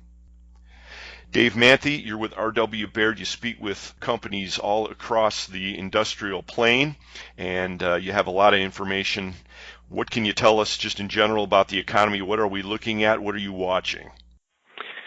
Sure. When you look across the economic data in the U.S., we talked earlier about the ISM PMI in the high 50s, and having been positive for 19 straight months, obviously a very strong environment broadly. Construction spending also very strong. When you look at the constituent parts of that, residential up about 9%, multifamily is a little bit flatter. But manufacturing structures, even though down a little bit year over year, about 5%, it picked up from January, so there's some hopeful signs there as well. And another one that I think is really interesting is industrial production. Now, this is February data, but up 2.5% year over year, seeing mostly accelerating year-to-year growth rates since August of 2017. And interestingly, the manufacturing capacity utilization is currently at 76.9. I went back and looked. That's the highest level we've seen in exactly 10 years. Wow. It's still below the psychologically important 80 level, but I think it definitely is creeping up, and it has some positive potential as we look forward. And then the broader regional Fed surveys and some other data that we look at, some of the other private companies we talk to, generally pretty good and looking for solid growth rates. So I agree with you, Eric. I think there is a lot of concern out there as it relates to how these either broad inflation or tariff-related price increases get passed on by distributors. But ultimately, the demand environment looks good as we sit here today, and I think most people, most distributors that we talk to are at least hopeful that they'll be able to resolve these near-term inflation issues over time. Yes, let us hope so. By the way, do you by any chance know when that industrial capacity number was last at, that all-important 80 number? I'd have to go back and look. It was probably not too much further back than 10 years. I would say it was probably 2007. You may not want to quote me on that. I'm not positive about that one. Oh, sorry to put you on the spot. But thank you so much for giving it a try, for appearing on the podcast, and for all the great work that you do on the Fastener Distributor Index. You really do a service for the fastener industry along with your team, which includes Quinn Fredrickson. He's been on the podcast more recently. And so thank you so much, Dave Manthey with R.W. Baird. Appreciate it, Eric. Thanks a lot. And I'll also say that I really look forward to next month and seeing what respondents have to say about the tariffs in the survey. So look forward to seeing that data. And thanks again, Eric. I really appreciate the time. Once again, the FDI reading for March 2018 was 59.5 seasonally adjusted. We're dipping a little bit, but staying quite strong, well above the baseline 50 mark. Get out to www.fdisurvey.com to participate and to see the archive.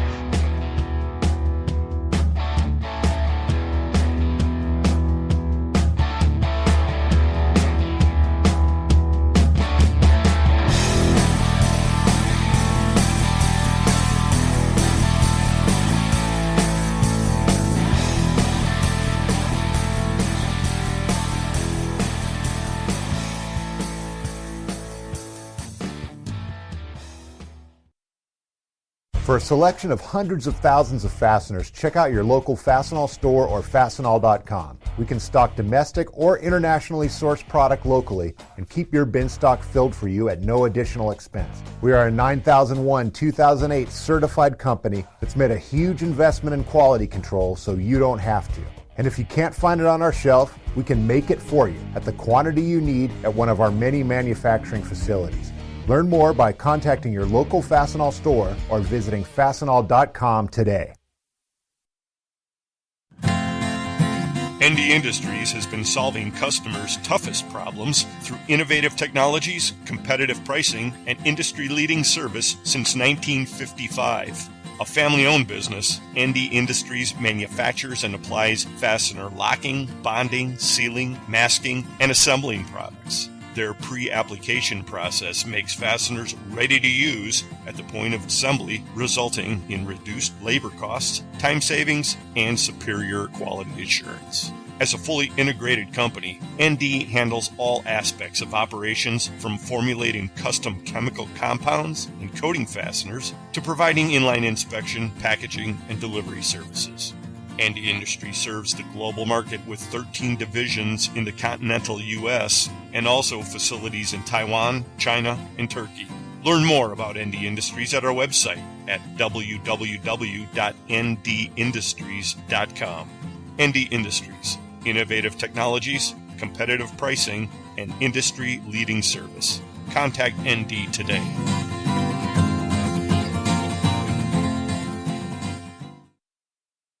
My customer sent me a print for a bolt specifically for the machine in his shop, but we can't make it. Solution man, Ken. Provide me with the print, and my superhuman CNC machining team will custom make it for you faster than a manufacturer's rep drinking at an open bar. Visit the Solution Industries website for details at solutionind.com. Wow, that is fast. So are you at the distributive social, huh?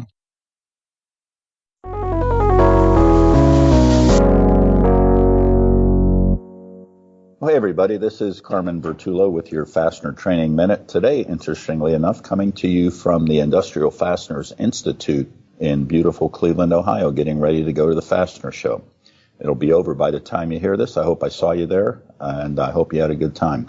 Anyway, as you know, we have been talking about torque wrenches lately, and we're going to finish up that series today by giving you about 6 different tips on dealing with torque wrenches, helping your customers use torque wrenches, just a few facts that everybody should know to keep them out of trouble when it comes to applying torque to your fasteners. When we come back, we'll talk about that. Thanks, Carmen. This is Joe Morris with the Fastener Training Institute. It is April, springtime, and a great time to invest in some fastener training. Did you know you can become a certified fastener specialist and take just 1 class per month? Each class includes a full day of instruction, training materials you can take back with you to your job, and a certificate of completion. There are 7 courses. After completion of all 7 classes and passing the final exam, you will receive an engraved plaque with CFS designation. Our first single-day CFS class for 2018 is Fastener Manufacturing Plant Tours on April 17th in Los Angeles, California. During this class, you'll get an up-close look at fasteners being made. We will be touring Risco, R&D fasteners, and B&B specialties. This is really an extremely beneficial course for anybody in the fastener industry, and it's open to all, not just those seeking to become a CFS. So if you're interested, please sign up today to take advantage of our early bird tuition discounts.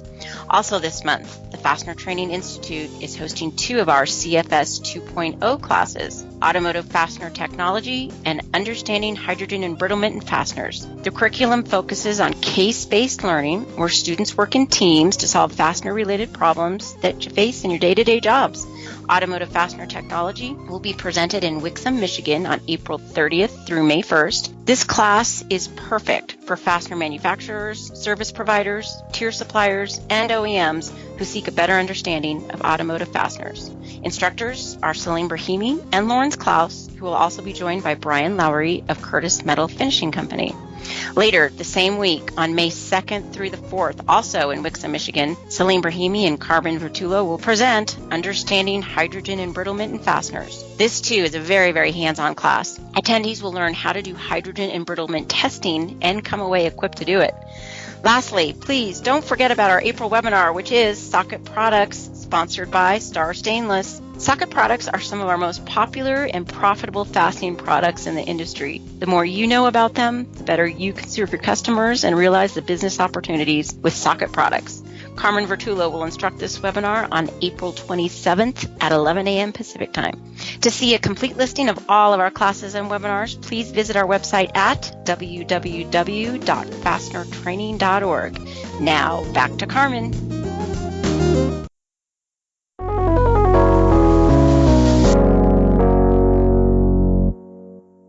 Welcome back, everybody. This is Carmen Vertullo with the Carver Fact Center and the Fastener Training Institute.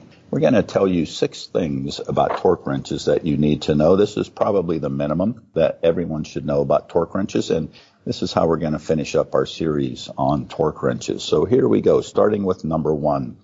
The type of torque wrench. Choosing your torque wrench is very important. There are two primary types, an indicating type and a control type. The indicating type tells you how much torque you've applied. We typically use that in laboratory testing.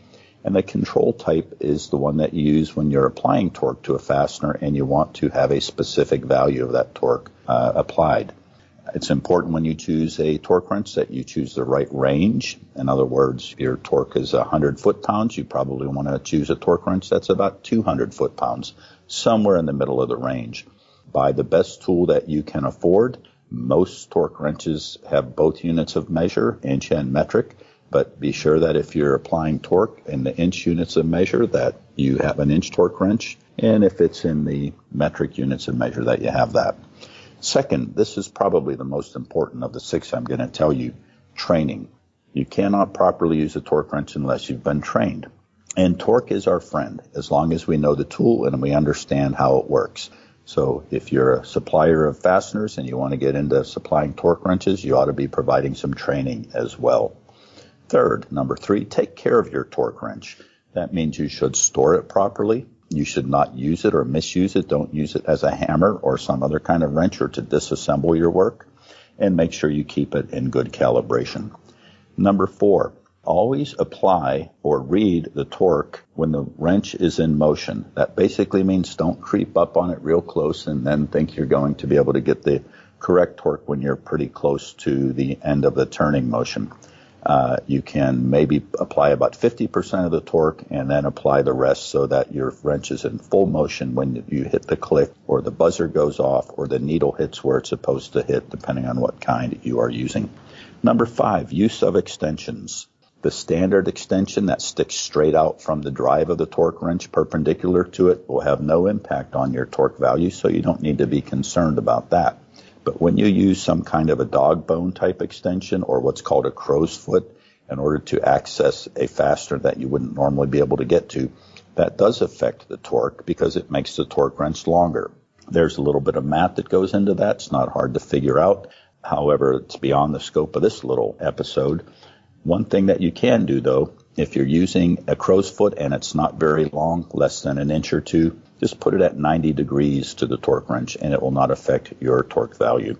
Finally, number 6, be aware of which component you are tightening, whether the nut or the bolt, and what's under that nut or bolt bearing surface. If you're tightening the head of the bolt, make sure the hardened washer is under there so you don't mess up the torque tension relationship. And if you're tightening the nut, the same thing. Make sure you have a good bearing surface or a hardened washer under the nut. Well, those were 6 tips to help you learn how to properly use a torque wrench. And if you'd like to have this in writing, just contact the Carver Fact Center at www.carverfact.com. Go to our website and let me know, and I'll be happy to send you our little 6 tips on how to properly use torque wrenches document. This has been Carmen Vertullo for the Fastener Training Institute. Thanks for listening.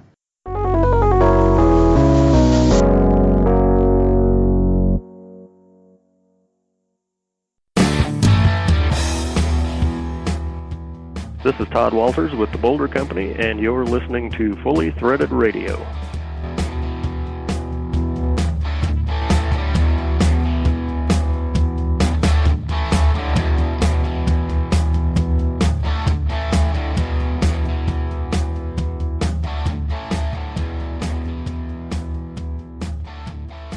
Well, here we are, moments before the opening of Fastener Fair USA, and of course, Melissa Magistro is with me. Hi, Melissa. Hi, Eric. Welcome to Fastener Fair. Thank you. Can you believe it? Seems like just yesterday we were doing the meeting for all the prep on this. It's amazing. I know, it's incredible. I've just been telling people how the level of support we've gotten for this show from the industry has been like almost a little bit overwhelming. You don't sometimes as a show organizer get that kind of welcome, I guess, in the industry. So it's been so great for us. All I can say is hello, Cleveland. I know, right? Cleveland rocks. Over here at the GL Hewitt booth with Dave Audia.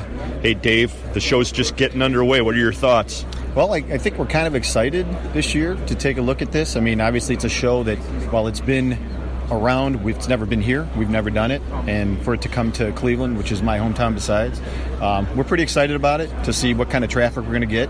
A lot of exhibitors, probably more than we expected when we were first setting up yesterday. So we're excited to get going. I agree with you. I mean, when we walked in here to set up our booth, I was impressed. I mean, the show looks good and the floor is full. Yeah, absolutely. I mean, it's just a little after 10 o'clock right now. We've already had about 3 or 4 people stop by with legitimate questions and interested in seeing what GL Hewitt has to offer. So. Well, and I also agree with you. It's cool to have it being held in our hometown of Cleveland, and I have to say that folks like ourselves who are from the area, we kind of feel that host feeling floating around. Well, absolutely. I mean, let's face it, we all go to the Vegas show nowadays, and that started in Ohio, a couple hours south of here. True. So, it's nice to come back.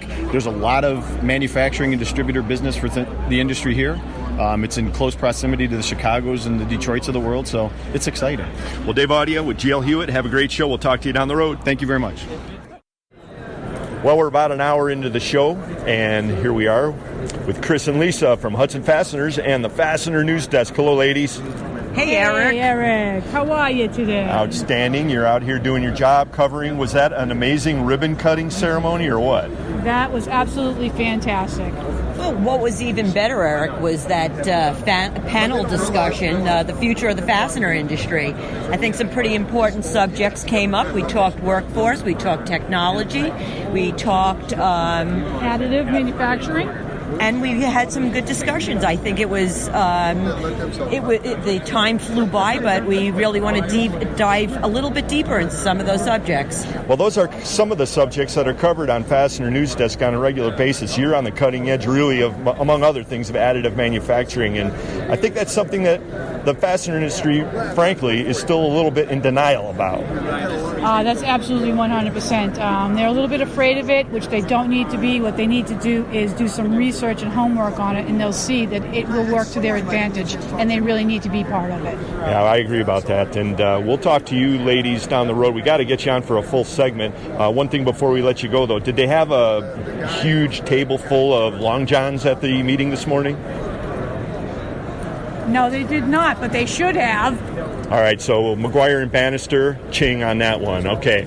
We'll talk to you down the road, girls. Take it easy, Eric. Have a great day. What are we talking about? Of course, what Cleveland show would be complete without a conversation with R.L. English honcho Marty Nolan. Hey, Marty. Hi, Eric. How are you? It's kind of fun to have a show right here in our own backyard, huh? This is even better than it was in Columbus days. Yeah, actually, I lived in Columbus back in the day, so even then I had to go home at night. I went home last night, but not tonight. Tonight I'm staying out. So we were saying just a minute ago that to evaluate a show like this, really only need to do the one thing. You need to measure what? You need to have 5 good conversations, 5 meaningful, good, in-depth conversations, and it'll pay for your show. Talking to the right people in the right situation about the right thing, and it makes the show worth it. Is it going to happen for you at Fastener Fair USA? It will absolutely happen. And I'm preventing you from doing that right now. So You're one of the 5. I can cross one off my to-do list. Thanks for talking to us, Marty. Sounds good. Thanks, Eric. Ken Sanker, Blue Chip Engineering. Hey, man, welcome to Cleveland. Thank you. Glad to be here. What do you make of the show so far? It's still about halfway through only on the first day. So far it's been pretty good, busy. Just snuck out for lunch, but come back. The show floor seems to be still busy. Yep. Are you looking for anything special at this show or just seeing what's out here? Just anything that's new and unique. That's our game. Is people rumbling around about the tariff issue? I mean, what are you hearing on the floor about that or anywhere else for that matter? There's a little bit of that talk. There is. I'm sure people are still concerned about it. My main concern was finding a place to park up here. Thanks, Ken. Yeah. See you. Well, Bri, that was Ken Sanker at the Fastener Fair USA, which happened April 11th and 12th. It was great to see you out here, Bri. It was. Yeah, I think that you fell down the job, but actually fell down on Lynn's job a bit. I mean, a bit of a dearth of recordings there. Lynn usually wanders around a bit more than you, I think. I think we got what we needed. Just a note. I'm just saying that. Right? Well, thanks to everybody who participated in our little montage gathering exercise there. And I think the worst thing that I heard about Fastener Fair USA was the parking. So, Ken, that's why I used that segment there right at the end. And Fortunately, we heard lots of good things about Fastener Fair USA. Here to discuss that with us, to do a little bit of a show wrap-up, which is kind of a tradition here on the podcast, we have Jake Davis with BTM Manufacturing. Hey, Jake. How are you guys? Doing good, thanks, mate. Great to be back on with you. Good. Good to have you. Also joining us is Rosa, the Riveter Hearn, BBI's own. Hey, Rosa. Hello, Eric. Hello, Brian. And hello, Jake. Yeah, hello. Now, I can't say mate to you because it doesn't work great, but welcome anyway, okay? Thank you. So I presume you are you're in California. I know it's all beautiful and everything there. And have you got your little Rosa the Riveter outfit on? I keep imagining that, okay? Only during Halloween, okay? Oh. So you'll see that. I'm actually tempted to be Rosa the Riveter for the Fastener Fair, for the Vegas show, since it falls on Halloween. Yeah. At the risk of jumping way ahead in the segment here, I was thinking something similar. Yeah, we're going to have some fun there. But the topic at hand is Fastener Fair USA, once again, which happened April 11th and 12th in Cleveland. It was a show that was really, I guess, driving quite a bit of conversation. People were wondering what was going to happen. And one of the reasons for that was the mix of advertised attendees, right? So it was supposed to be partly sort of a Vegas light, and then it was also going to be attracting OEMs and different sectors or different areas of the fastener industry from what we usually see with this typical crowd. Rosa, let's throw it over to you first for your reactions. How do you think it measured up to those expectations, and just how was the show in general? Well, I'm a little biased, and the reason I say that is because I actually worked with the same crew at Fastener Fair Mexico. So I was there from the beginning, and so I knew, how they worked. I knew what they were able to deliver. I knew what the expectation was. So I was really excited when they decided to do a Fastener Fair USA. I was actually a very huge promoter to our company, saying, we need to be in this show. And sure enough, we exhibited not only as, Brighton Best Preferred, but also for women in the fastener industry. So I had two exhibits going, as well as 2 educational seminars going. Yep. So from your point of view, or from Brighton Best's point of view, I mean, the big issue, which was, the stumbling block, was this horrific idea which you might actually have OEMs in the same room as people who actually distribute and sell fasteners. It always seemed to me to be such a crazy non-issue, I couldn't understand it. However, that was the unspoken problem. Did you see that as a problem? No, not at all. First of all, on the badges, I don't know if you noticed, but each of them actually said, instead of saying your basic visitor, it actually did say if they were an end user or a distributor or an exhibitor. So they were actually very detailed on the badge themselves. That was a great idea. Yeah, I know. I agree. Yeah. And how many end users did you actually see walking around? When on the Brighton booth, hardly any. Yeah. And on the Wi-Fi booth, we even had the buyer from Volvo actually wanted to become a member. So, we did see a lot of end users coming to the Wi-Fi booth, but not to the Brighton booth.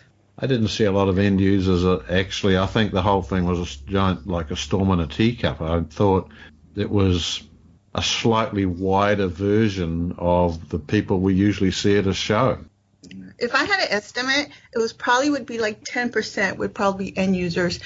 Pretty much, 80% of it was, distributors. I think that was pretty widely shared, that view of it, guys. And just so you know, again, the show is run by Mack Brooks. Now, they're very well known for running some of the largest fastener shows throughout the world outside the U.S., so this is their first foray into the U.S. market.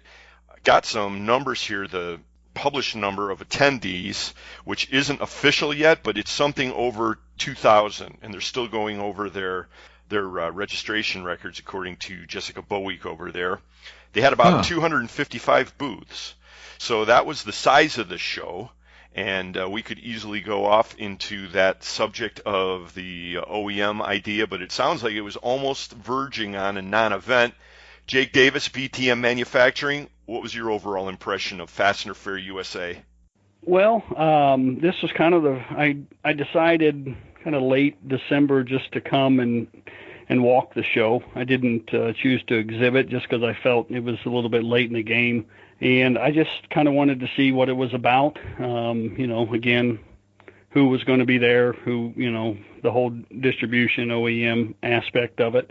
So for all that I've been doing with BTM over the past 3 to 5 years, we've been exhibiting at all the shows, the Vegas and regional shows. So here I was, walking the show, just a completely different aspect of it. Where did you park? No, well, I didn't have to worry about that, thankfully. So Uber did a great job of getting me to and from the airport to downtown. So I didn't have that issue. I didn't really have any issues. I thought, from a schedule standpoint, it was they did a good job of putting the show together. From everybody that I talked to, from a show management standpoint, they did a good job. I liked the panel discussions. I was involved in the speed networking event put on by YFP on Wednesday afternoon, and then I went to the Future of Sales by Paul Riley on Thursday morning. He's an amazing man, that man. Okay. Yeah, he did a great job. He got started about 10:15 and went to about 11:10, 11:15. So it's just a very, you can always learn and grasp one or two things from him when he speaks. I think the last time I heard him speak was at STAFTA in Atlanta. So I thought the show overall, I think, was well done. I think the Wednesday night event, I think it went very good, in my opinion. We got other things that we can talk about a little bit later, but overall, I would probably give it a B. Okay.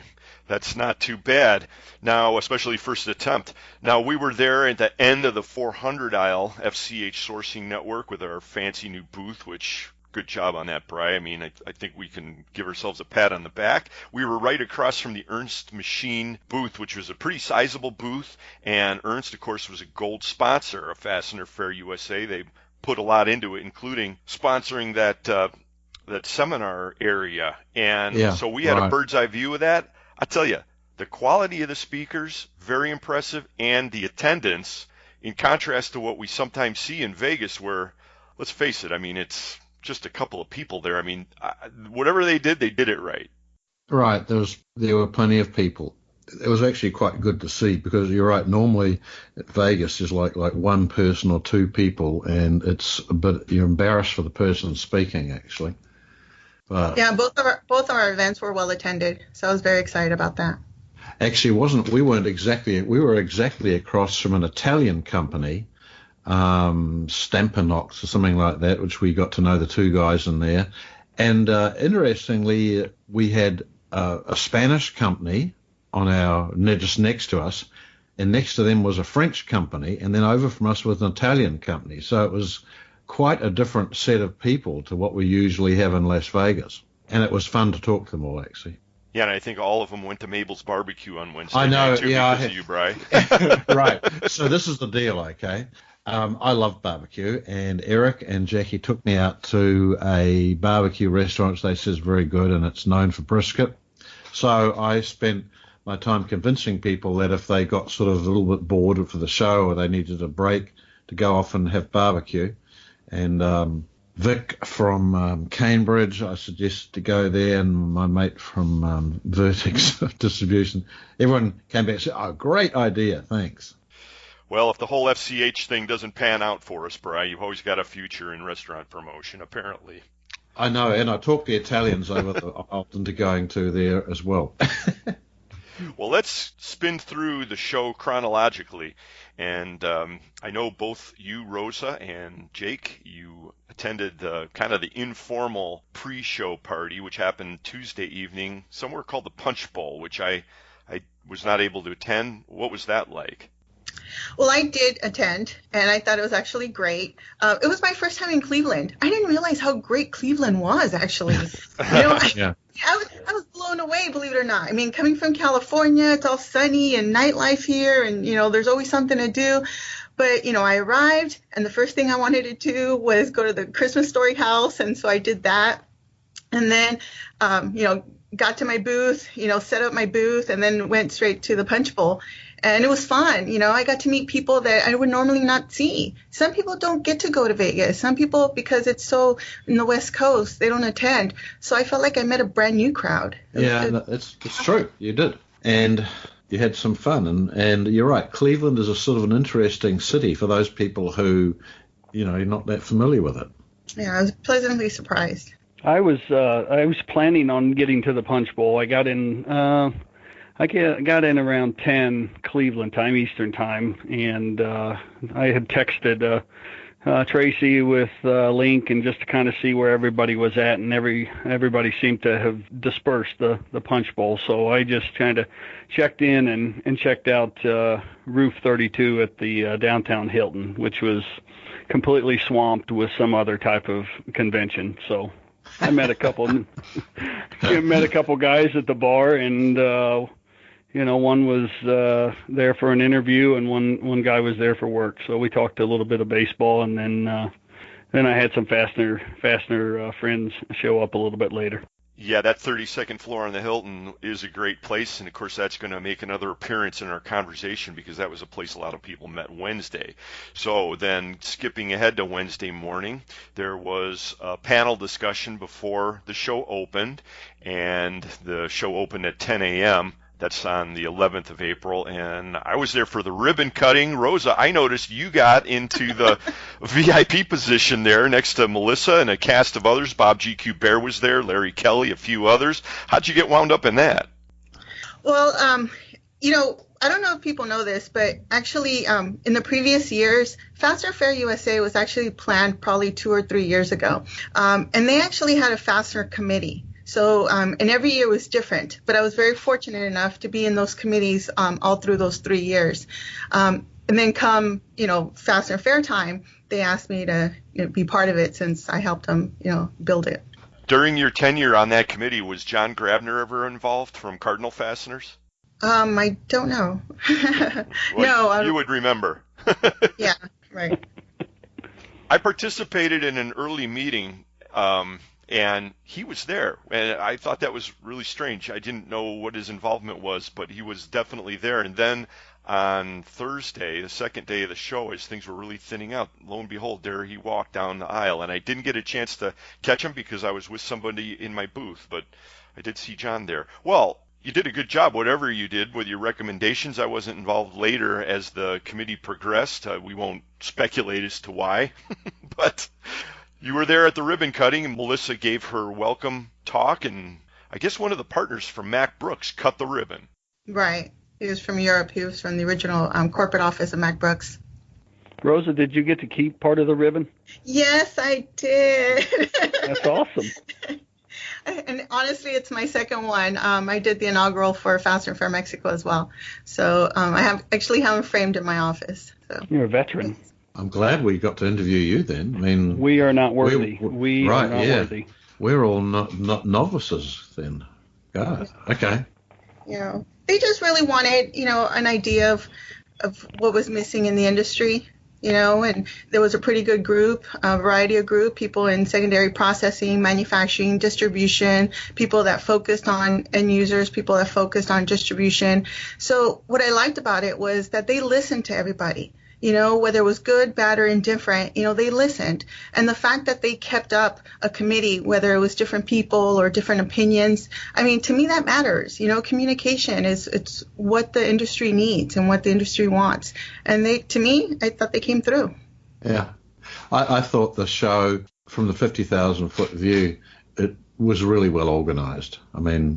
Just things that normally are a big nightmare were everything was done right, It was just really nicely organized. You need to find someone in show management, zing. You could find them instantly instead of, waiting for 3 hours to catch them driving around in a cart or something. I would reiterate what Brian said. I heard that numerous times, from an aspect of dealing with show management was, one, they were around, and two, the flip side of that was you got your request, your question was dealt with immediately. There wasn't, a lull. And so, like I said, I heard very positive comments when it came to the management of the show and how they work hand in hand with the exhibitors. So very good job on that end. I just looked at an employee and they immediately came over and asked if I needed anything. I mean, that happened to me like 3 times within an hour. So I just thought they were marvelous over that. Well, I could look at one and they wouldn't come near me. So that's okay. There's other things going on here, Rosa. Okay. That's regardless of show management, though, Brian. Right. Well, that's ribbon cutter versus non-ribbon cutter, Brian. I know. Yeah, right. I'll crawl down in my little hole again. I'd have to say that the participation on the advisory committee might also explain that cherry location that you got for BBI, because you were right there when the doors opened, and if there were 2,000 plus attendees, something like, I don't know, 50 or 60% of them probably came down that way in the first hour and a half of the show, so you must have been inundated, so that's great. Hey, one other thing about the Mack Brooks management team, I agree, they're super easy to work with. And Melissa and Jessica, I talked with them briefly at the Rock and Roll Hall of Fame after party on that first day, and they made a comment that really also struck me, and that was they realized that the U.S. fastener industry is driven by relationships. Their words, and I thought that was very, very astute of them, and if they're going to succeed at this, it takes that to understand it. Yeah, I would agree with that wholeheartedly. That's why I went. I could have easily just sat at home, but it had been a while since I had seen all my, fastener friends. So I just, it was kind of I needed to see what it was like and judge for myself if it was something that we wanted to invest in. But two, it's a relationship business, not only as a supplier, manufacturer, but on the distributor side as well. So it just puts you back in touch face to face with all the people, you love to work with. Right. I think there's another whole issue going on here, which is like the fact that, if you really talk to people, there are a lot of people who are sort of not in favor of the Las Vegas show. They're not because it's simply because of the place. They're sick of Las Vegas, okay? Mm-hmm. There are a lot of people who could think of a million places they'd prefer to go to in the U.S. other than Las Vegas. And these people think longingly back to the days when there used to be a Columbus show. So I believe there's still a view that either 2 shows on different sides of the country are a good idea, or that there should be increased emphasis on a East type show. Well, you forget the Vegas show, which now we call it a generic Vegas show, started in Columbus, Ohio. Yeah, that was the original show. Yeah. And then once the economy did well, once everything was really good, they started an East and a West. And then during the downturn, that's when they decided, okay, we got to narrow it back to one, and then they kept Vegas.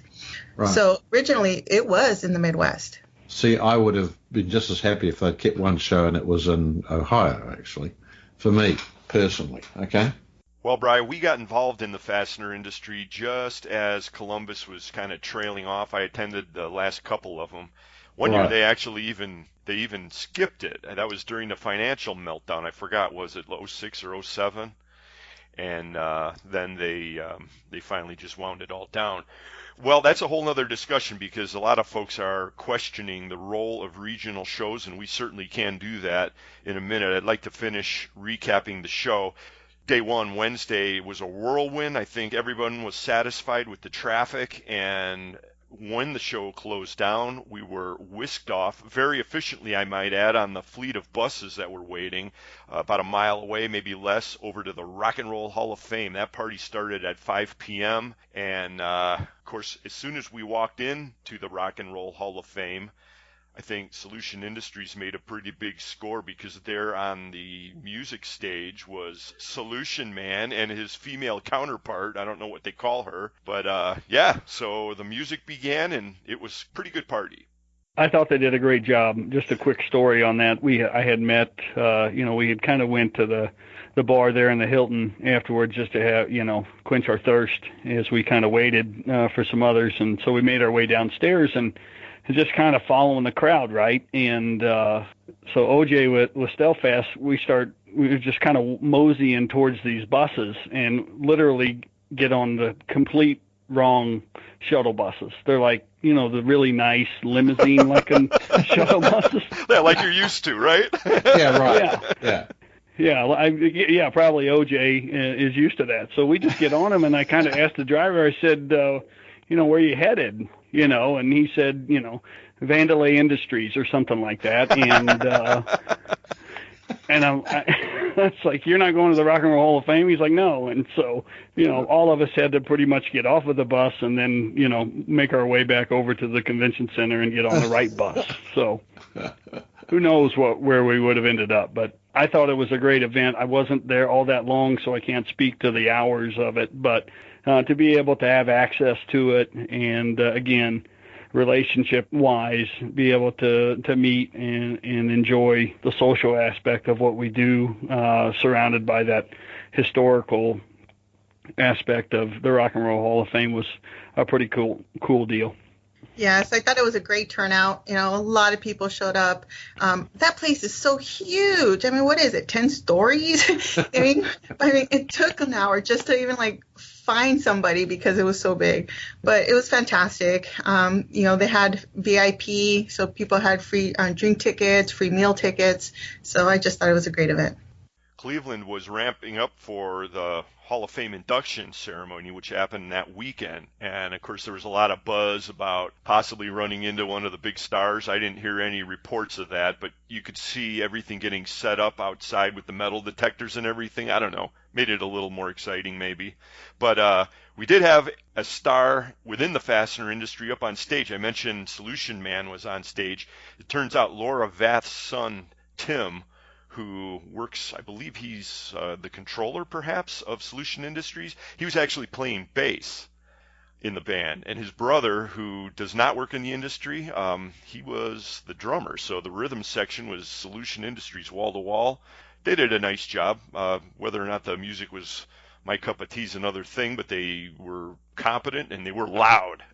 And so a lot of people were down on the lower level and partying it up, plus the whole joint was filled with fastener people, and it was surprising that even though there were that many stories that you could be on, it was wall-to-wall fastener people. You never stopped making contacts.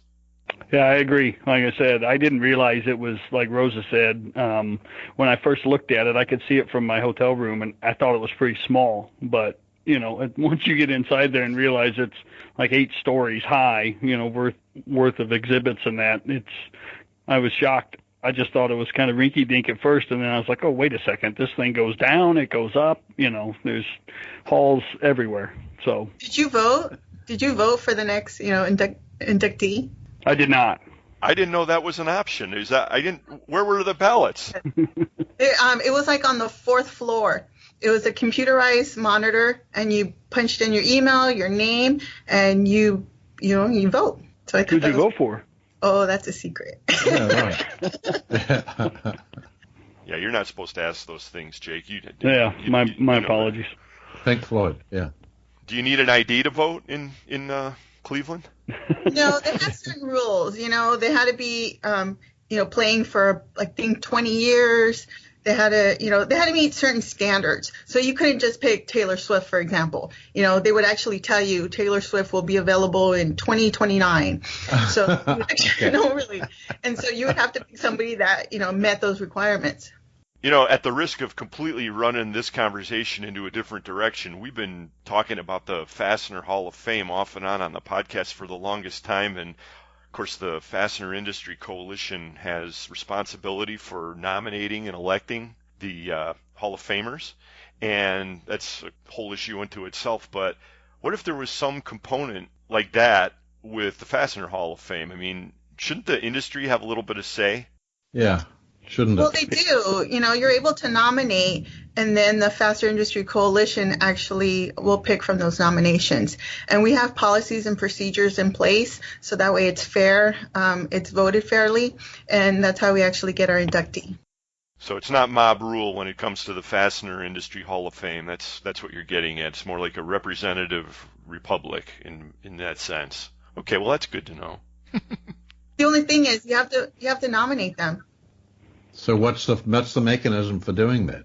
Well, that's widely known, Bri. You probably haven't been listening to Fully Threaded Radio closely enough, I would say. Right, I haven't. I must just. He's just a co-host. He's not. Yeah. Right. I need to get onto this game. Well, as the Hall of Fame event wound down, a lot of people had customer dinners, went off in their different directions, but there were a whole group of us that reunited later that night at the aforementioned 32nd floor bar at the Hilton. That was really cool. Saw you up there, Jake. You were hanging out with, at the time I met you, you were with Wayne Wishnu of Excel Screw. Yeah, sitting down, catching up with Wayne. So I enjoy it. Like I said, just you guys know I'm a big relationship guy when it comes to our industry. So just the opportunity to get out and, hook back up with everybody and have an opportunity to talk and that, I just enjoy the heck out of it. I thought it was just that you got thirsty quite often. No, that's part of it as well. Oh, okay. I run from place to place. I can tell. I know. Yeah, right. That explains the Camelback. Right. A group of us were actually at a different bar in a restaurant, and then we were told that the happening place was at the Hilton at the 32nd floor, so we needed to check it out. And sure enough, there was tons of Fastener people there, so it was nice to see them. Yeah, that was rocking till after 1 a.m., which is when I checked out, and I guess it was pretty obvious the next day who left after me. Enough said on that. So then Thursday, it was, I would say, adequate, but like all the shows, it tends to get a little bit lighter in attendance. However, the quality from the standpoint of the FCH booth was still spot on. I mean, I talked to people from bell to bell. That's great. Again, I mentioned I did the Future of Sales with Paul Riley, and then I caught one of Rosa's events with the Creating Your Own Brand, and then had lunch, and then I came back and walked for maybe another 30, 45 minutes and just kind of said my goodbyes as I needed to get to the airport. Day two of any show is a struggle. I don't know the behind-the-scenes aspect of it. What all these convention centers and places require people to have, they want those extra nights of hotel or whatever. I don't know. But day two always, just struggles. But there were, in the morning, I think there was some traffic there, but it was pretty light when I left about 2. Now, you were walking the floor pretty aggressively, and so you set yourself up for this question, Jake, but I noticed that there weren't quite as many kegs available on the floor as there are in Vegas. I mean, did that have anything to do with your leaving a little early?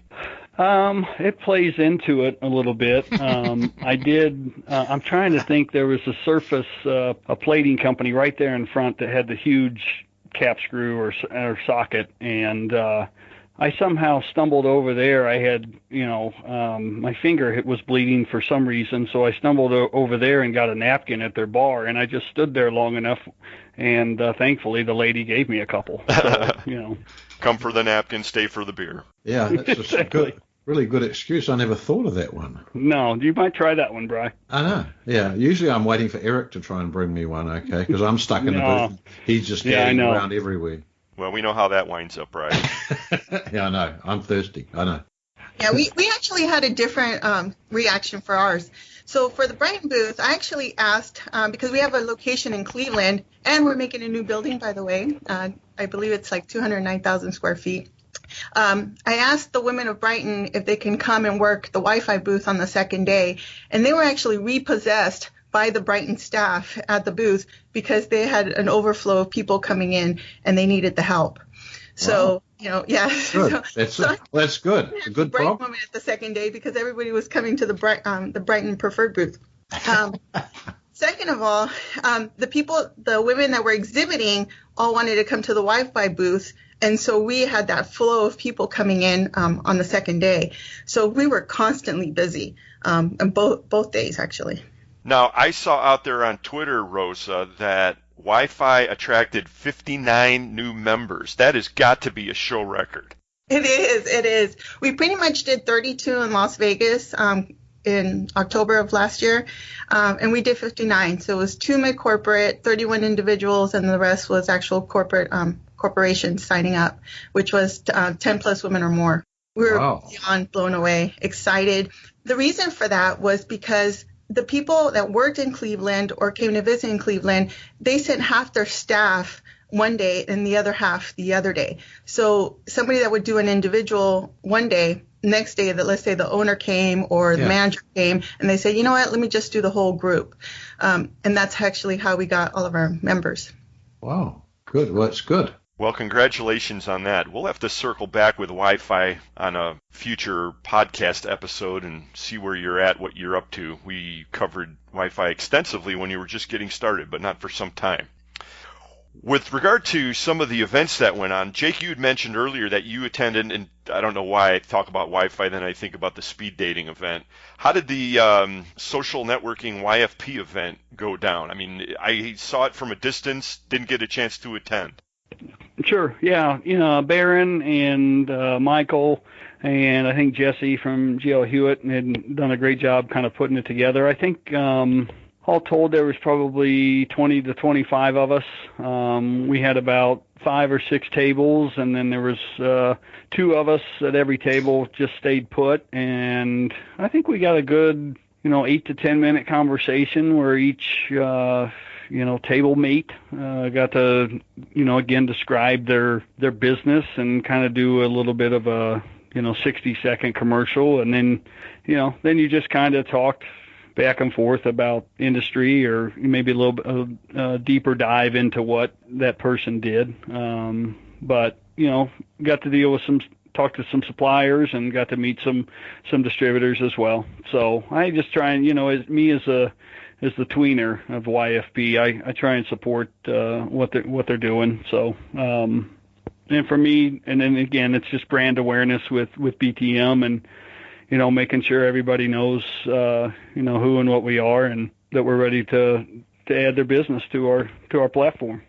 Yeah, I remember you using that tweener term before. And folks, if you haven't heard Jake on the podcast before, go back a few episodes. There's one that we kind of got in depth in his history with the industry, where he's at these days. And he does consider himself a tweener with the Young Fastener Professionals Group. I'm just wondering, what did we come up with? What's the top end of that, and age-wise? How old do you? I don't know. I consider really anybody 70 works for me. Okay, just checking. I really don't know. That's called Generation X, by the way.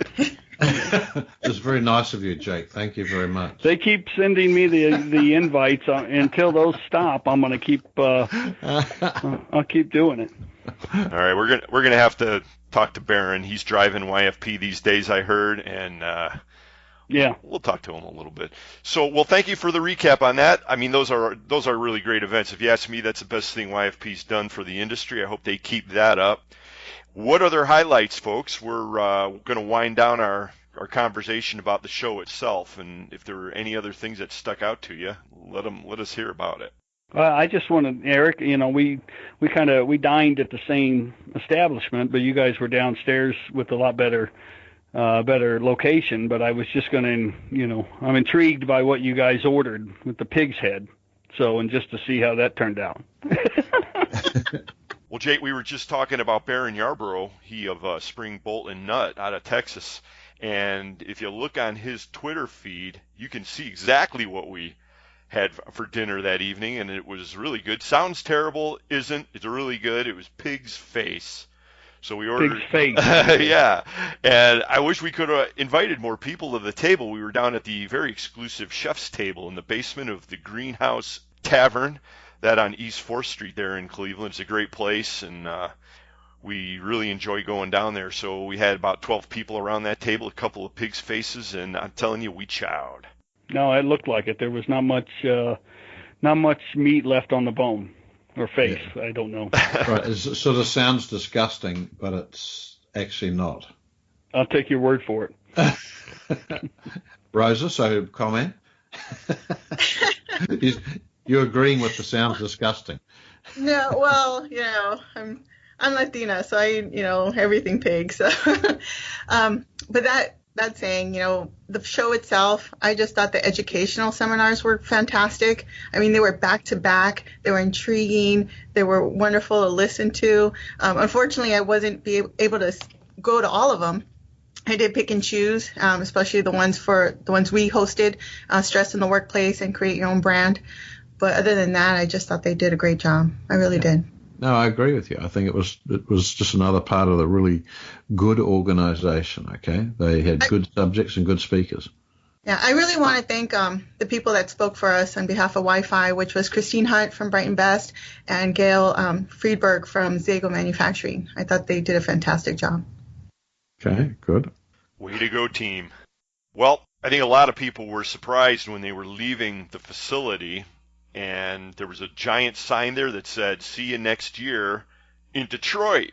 People weren't expecting that. I know I hadn't heard that before I saw that sign, and of course that news spread across the floor. People were talking about it quite a bit. The show is scheduled for May 22nd and 23rd, 2019 in Detroit. What were the reactions that you heard to that, Jake? Mixed. I had a conversation kind of when I got back here in the last day or so I hadn't heard this, so that this was Fastener Fair USA was supposed to be every other year show. That was the original intent. Certainly that changed, probably with the success of the Cleveland show. So I know there's, again, I'm a fan and support the regional shows. I'm a board member with SFA. I like how they, for a lot of what they do, they give back to the industry, to scholarships, to kids, and all of that. And I'm not saying that Fastener Fair won't do that or hasn't done that, or even, Vegas, the Vegas show. Kind of, like I said, I know there's some Midwest Fastener Association people that are a bit miffed, so to speak, because their every other year show, Fastener Tech, will take place, I think, in June, the first week of June 2019. So we're now at a point where suppliers like BTM are going to have to decide, can I do both, or which one am I going to do? And that's the broader question for me, and kind of what my take on it is just, do we have too many, or what's the direction the industry goes here with these trade shows? There's opportunities abound for us to get out there, but how many is too many? And it really comes down to a budget aspect of it. It comes down to a return on investment. And so I think that's just the tough conversation that us industry insiders, so to speak, and I probably don't even consider myself one of those, but that's what we have to talk about over these next few years, I think, is how do we make the most of the time and the shows that are available. Right, that's true. But is it the function of the regional associations to run a trade show? There's lots and lots of things they do, and we're very happy members of the Midwest Fastener Association. There's lots of things for us other than trade shows. It organises local meetings and all sorts of things like that. So it isn't necessarily set in stone that every regional association has to have a trade show, okay? There's a benefit in maybe fewer bigger shows is better than a lot of small ones. I don't know that. This is just an idea. I'm just saying there's different ways you can deal with this whole problem. No, and again, this is, I don't want to be painted as, I'm just trying to be a realist. And I was flying back on Thursday night, and I counted, in their program, there was 79 Asian, either Taiwan or China booths.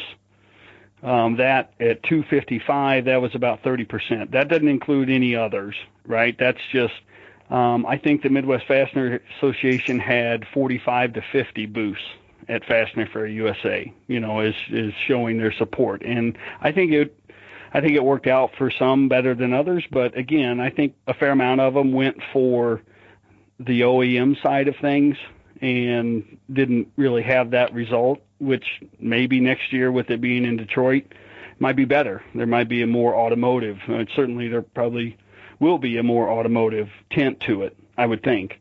Well, those are all valid issues surrounding the show, and of course, ultimately the market will speak. One other angle that occurred to me is that you've got really one national show, which currently is Vegas, and the others which are trying to be, because Mack Brooks certainly presented Fastener Fair USA as an attempt to create a national show, which they ultimately may succeed in. Don't know. Fastener Tech has been operating now, I forget, Bri, I'm not sure, maybe the 7th or 8th rendition of it coming up, but really that tends to be more of a regional show as well. So we'll just have to see what the market will sustain. I mean, so Rosa, for you, speaking on behalf of Brighton Best, I mean, look, the fear that, well, we can't be in front of OEMs, and yet, you know, Brighton Best is one of the master distributors, and yet you're quite happy to go there. How come your view's different to other people, I don't know, like, say, the Stelfast or the of this world, just say? Well, okay, so between Ironclad, Gloves, and Preferred and Brighton Best, we're roughly doing over 75 shows this year. Okay, and that doesn't include the support that we offer to the associations, because we like to think that we sponsor. I mean, we're practically platinums in the majority of all the associations out there, so we support them. But it does come down to people attending the show. You know, more people that can attend the show, preferably customers and distributors, the more likely you'll have more suppliers coming in. So saying that, you know, we do look at these shows and say, okay, is it worth it? Is it not worth it? How many people do we send? You know, how much, you know, giveaways do we do? Yeah, it costs money to go to a show. I mean, it does, but you know, our platform is a little bit different. We want to promote our brand. Our brand is Preferred. Our brand is Ironclad Gloves, and because we have that goal in mind, you know, we'll do whatever it takes to make sure that people know who Preferred is and know who Ironclad is. I think at this stage of the game, everybody knows who Brighton Best is. I like to think that us doing national shows everywhere, people will know who Wi-Fi is as well, women in the fastener industry. But, you know, until we become a household name, you know, as Preferred or Ironclad Gloves, we're going to support the shows. Okay, good answer.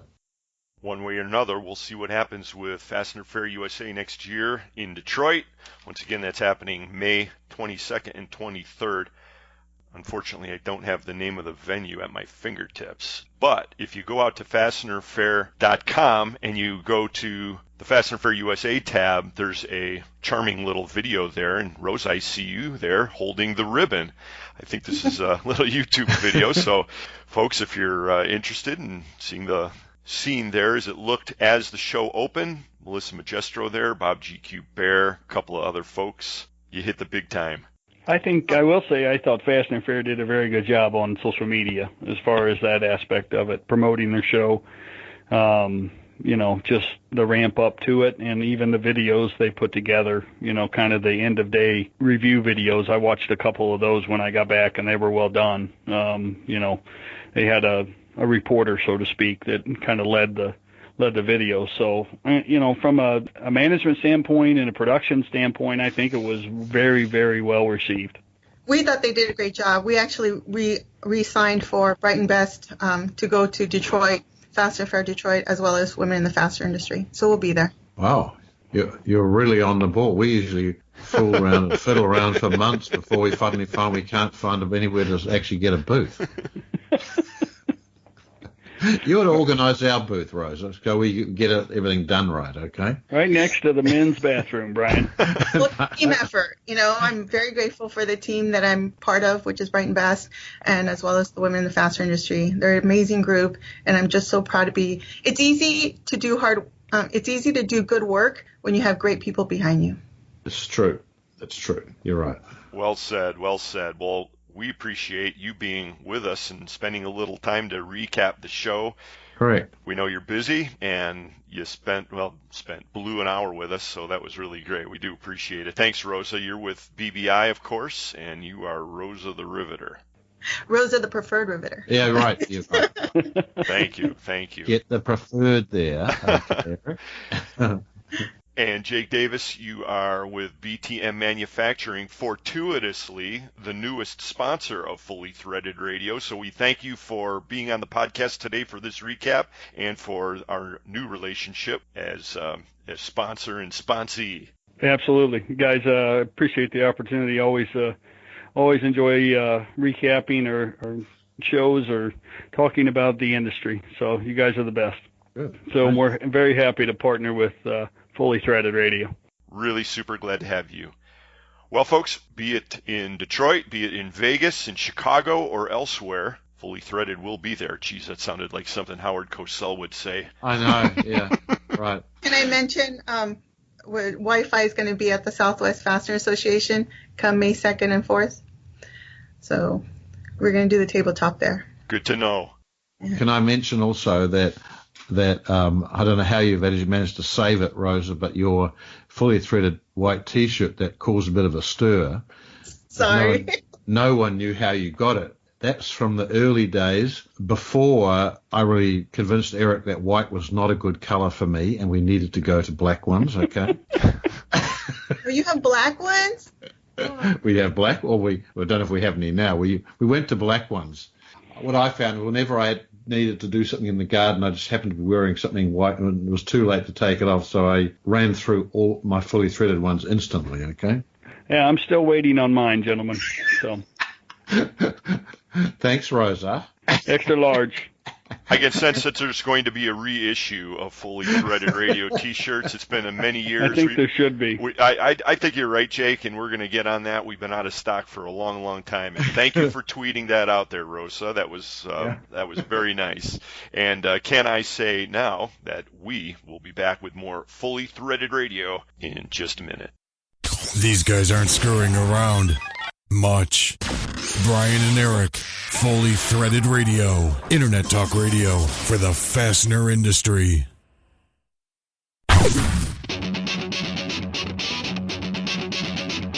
When top quality and outstanding service are at the top of your list in fastener suppliers, turn to Stellfast. Since 1976, Stellfast has grown to become an industry-leading importer and manufacturer of the highest quality industrial fasteners, specialty items, and automotive parts.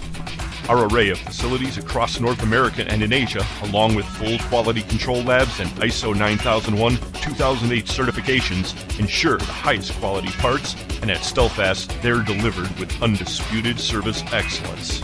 We're family-run and dedicated to your success. Our customers have come to depend on the expertise of our staff and the quality of our products. We also offer a wide range of secondary services to meet some of the toughest requirements you might have. Contact Stellfast today through our website at www.stellfast.com and put us to work for you. Stellfast. Service you deserve, people you trust.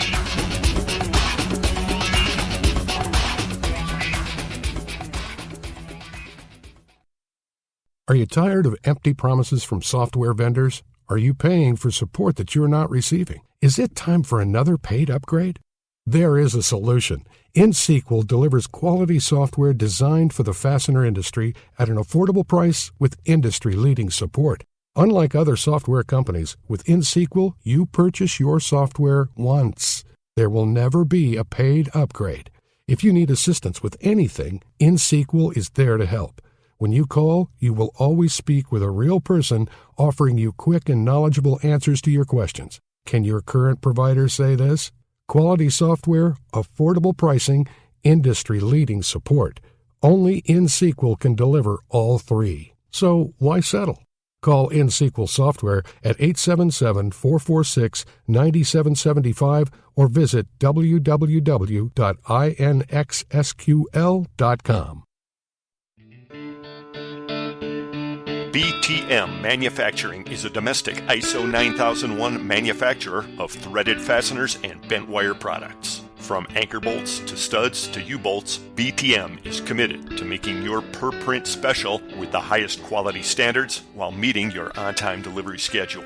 Since BTM began in 1961, this family-owned business has remained focused on providing exceptional service to their customers. Centrally located in Kansas City, Missouri, BTM recently expanded into a 100,000 square foot facility, which allows for the production and manufacture of many projects simultaneously, both large and small quantity. BTM's website at btm-mfg.com allows you to submit custom quotes quickly and easily, and once you do, a BTM team member will contact you as soon as possible to discuss your needs. Are you ready to get started? BTM is. Visit www.btm-mfg.com today. Since 1905, Buckeye Fasteners and the Ohio Nut and Bolt Company have been supplying the world with high-quality fasteners. Our standard product lines include weld fasteners, braided weld screws, leg levelers, self-clinching hardware, clevis pins, rivet nuts, and various other fastener lines, allowing us to support virtually all types of industries. We have complete custom manufacturing capabilities in low carbon, medium carbon, and stainless steel materials, and our quality systems are registered to ISO standards. Our on-staff engineering department can assist you with product development and provide total technical support. Our knowledgeable sales team members offer superior customer service and are here to answer any questions you may have regarding our products. Having a hard time finding a part? Let our sourcing specialists do the work for you to locate those items. We offer competitive pricing with typically smaller minimums and shorter lead times. To find out more about Buckeye Fasteners, please call us at 800-437-1689 or on the web at buckeyefasteners.com. Buckeye Fasteners, more than just weld. This is Leo Core, editor of Distributors Link magazine, and you're listening to Fully Threaded Radio.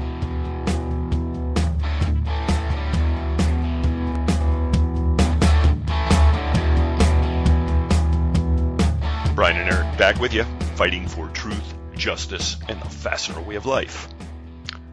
Fully Threaded Radio. Right. And just like momentarily going back to the NFDA 50th, yes, I'd like to say that while I took totally the wrong set of clothes, Morgan Wilson from the International Fastener Expo took the right set of clothes and his surfboard with him as well, as I found out when I found him down the beach one day. Okay. You mean he actually traveled with his own personal surfboard? Yeah, he did. Yeah, it looks like that kind of surfer kind of dude. It was cool. I sort of thought, well, this is sort of hard. And he said, no, it's easy, actually. So all kinds of interesting people in the fastener industry, huh, Bri? Yeah. And those people include our guests on today's main feature segment, Rosa Hearn with Brighton Best International, and Jake Davis joined us for our Fastener Fair USA wrap-up. It was RW Baird analyst Dave Manthey who joined me to discuss the March FDI numbers. And Carmen Vertullo presented the Fastener Training Minute. Great job, everybody. Plus, the lovely and talented Lynn Dempsey did yeoman service as usual, collecting all of the audio snippets down there in Costa Rica. And thanks to everybody who participated in those as well. I know a lot of times she comes walking up with her microphone and people are a little, well, sometimes they're a little shy, but everybody did a great job. And at Fastener Fair USA too, I should point out. So thanks to everybody. Yep. Usually the only person who's really terrified if any of us turn up with a microphone is Wayne Wishnu, actually. He holds a cross up in front of himself whenever I come near him. Well, it's funny you bring that up, Bri, because I happened to run into Wayne when he was hanging out with Jake Davis at the Fastener Fair, and you may be in for a pleasant surprise coming up. I'm not going to say anything more because it's not locked in. Oh, okay. Wow. Amazing what Fully Threaded Radio brings you, folks. And Fully Threaded Radio is brought to you by our title sponsors. They are Stealthfast. For service you deserve and people you trust, it's Stealthfast. And Lindstrom. Lindstrom, by any measure. Fully Threaded Radio is also sponsored by Buckeye Fasteners, BTM Manufacturing, Fastenal, Fastener Technology International, InSequel Software, ND Industries, The Worth Group, Volt Industrial Plastics, the International Fastener Exposition, and Solution Industries, home of Solution Man. Get with us anytime, folks. The email address is ftr@fullythreaded.com, and out there on Twitter, the handle's Fully Threaded. Like we said at the top of the show, folks, we'd appreciate any and all help you can give us spreading the word about the podcast. Maybe you can help some of your technically less astute friends put the podcast on their mobile phone. That's always a plus. We had some fun with that at Fastener Fair. And I tell you what, I wasn't really doing myself too proud, Brian, when some Android people came up to me because, I don't know, maybe I'm just an iPhone kind of guy. But eventually we succeeded, but it was a little more than I was expecting. Yeah. Yeah, we get used to things being a little easy in the Apple world. However, there is another world. We can see by the clicks that there are a lot of Android phone users who listen to the podcast as well, and you're all welcome. Well, I got to tell you, Brian, I mean, overall on this episode, I felt a little bit like David St. Hubbins on a screw machine. Wow, how's that? Well, David St. Hubbins, you might remember, was one of the guitarists in the legendary rockumentary Spinal Tap. And I don't imagine he was very good as a header, you know. So I don't know. It was just being a little out of sorts. We were scrambling, coming back from Fastener Fair USA. I've got my bags packed. I'm out the door going to Phoenix for the Pac West. And in the meantime, we've had so much to catch up on. Mike McNulty wasn't here, so just a little out of sorts. But I hope the episode kind of flowed okay. What do you think? Oh, I think it did okay. Okay. All right. I mean, what do you want me to say? That we suck? Never. Well, leave that to the listeners. Right. Well, however it turned out, I guess we'll hear about it, as we always do. And I'm looking forward to seeing all the Pac Westers and hangers-on out there in the near future. And then, Bri, when I get back, it'll only be a little while, and you'll be heading out in this direction for the NCFA Distributor Social. So, that's cool. What do you say about that? Yeah, well, I can't wait. Hello, Cleveland. I like Cleveland. Well, that's going to put this episode of Fully Threaded Radio in the can. Thanks for listening, everybody. Till next time. Till next time. For Brian Musker, this is Eric Dudas. Get out there, sell some screws, keep on rocking. We'll talk to you next time. Yeah, will do.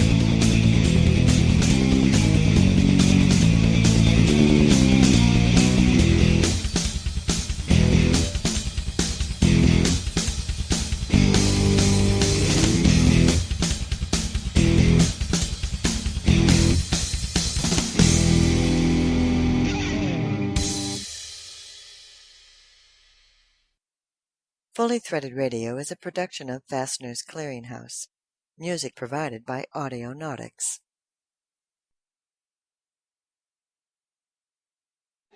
No, this way. This way. Straight. Rock and roll.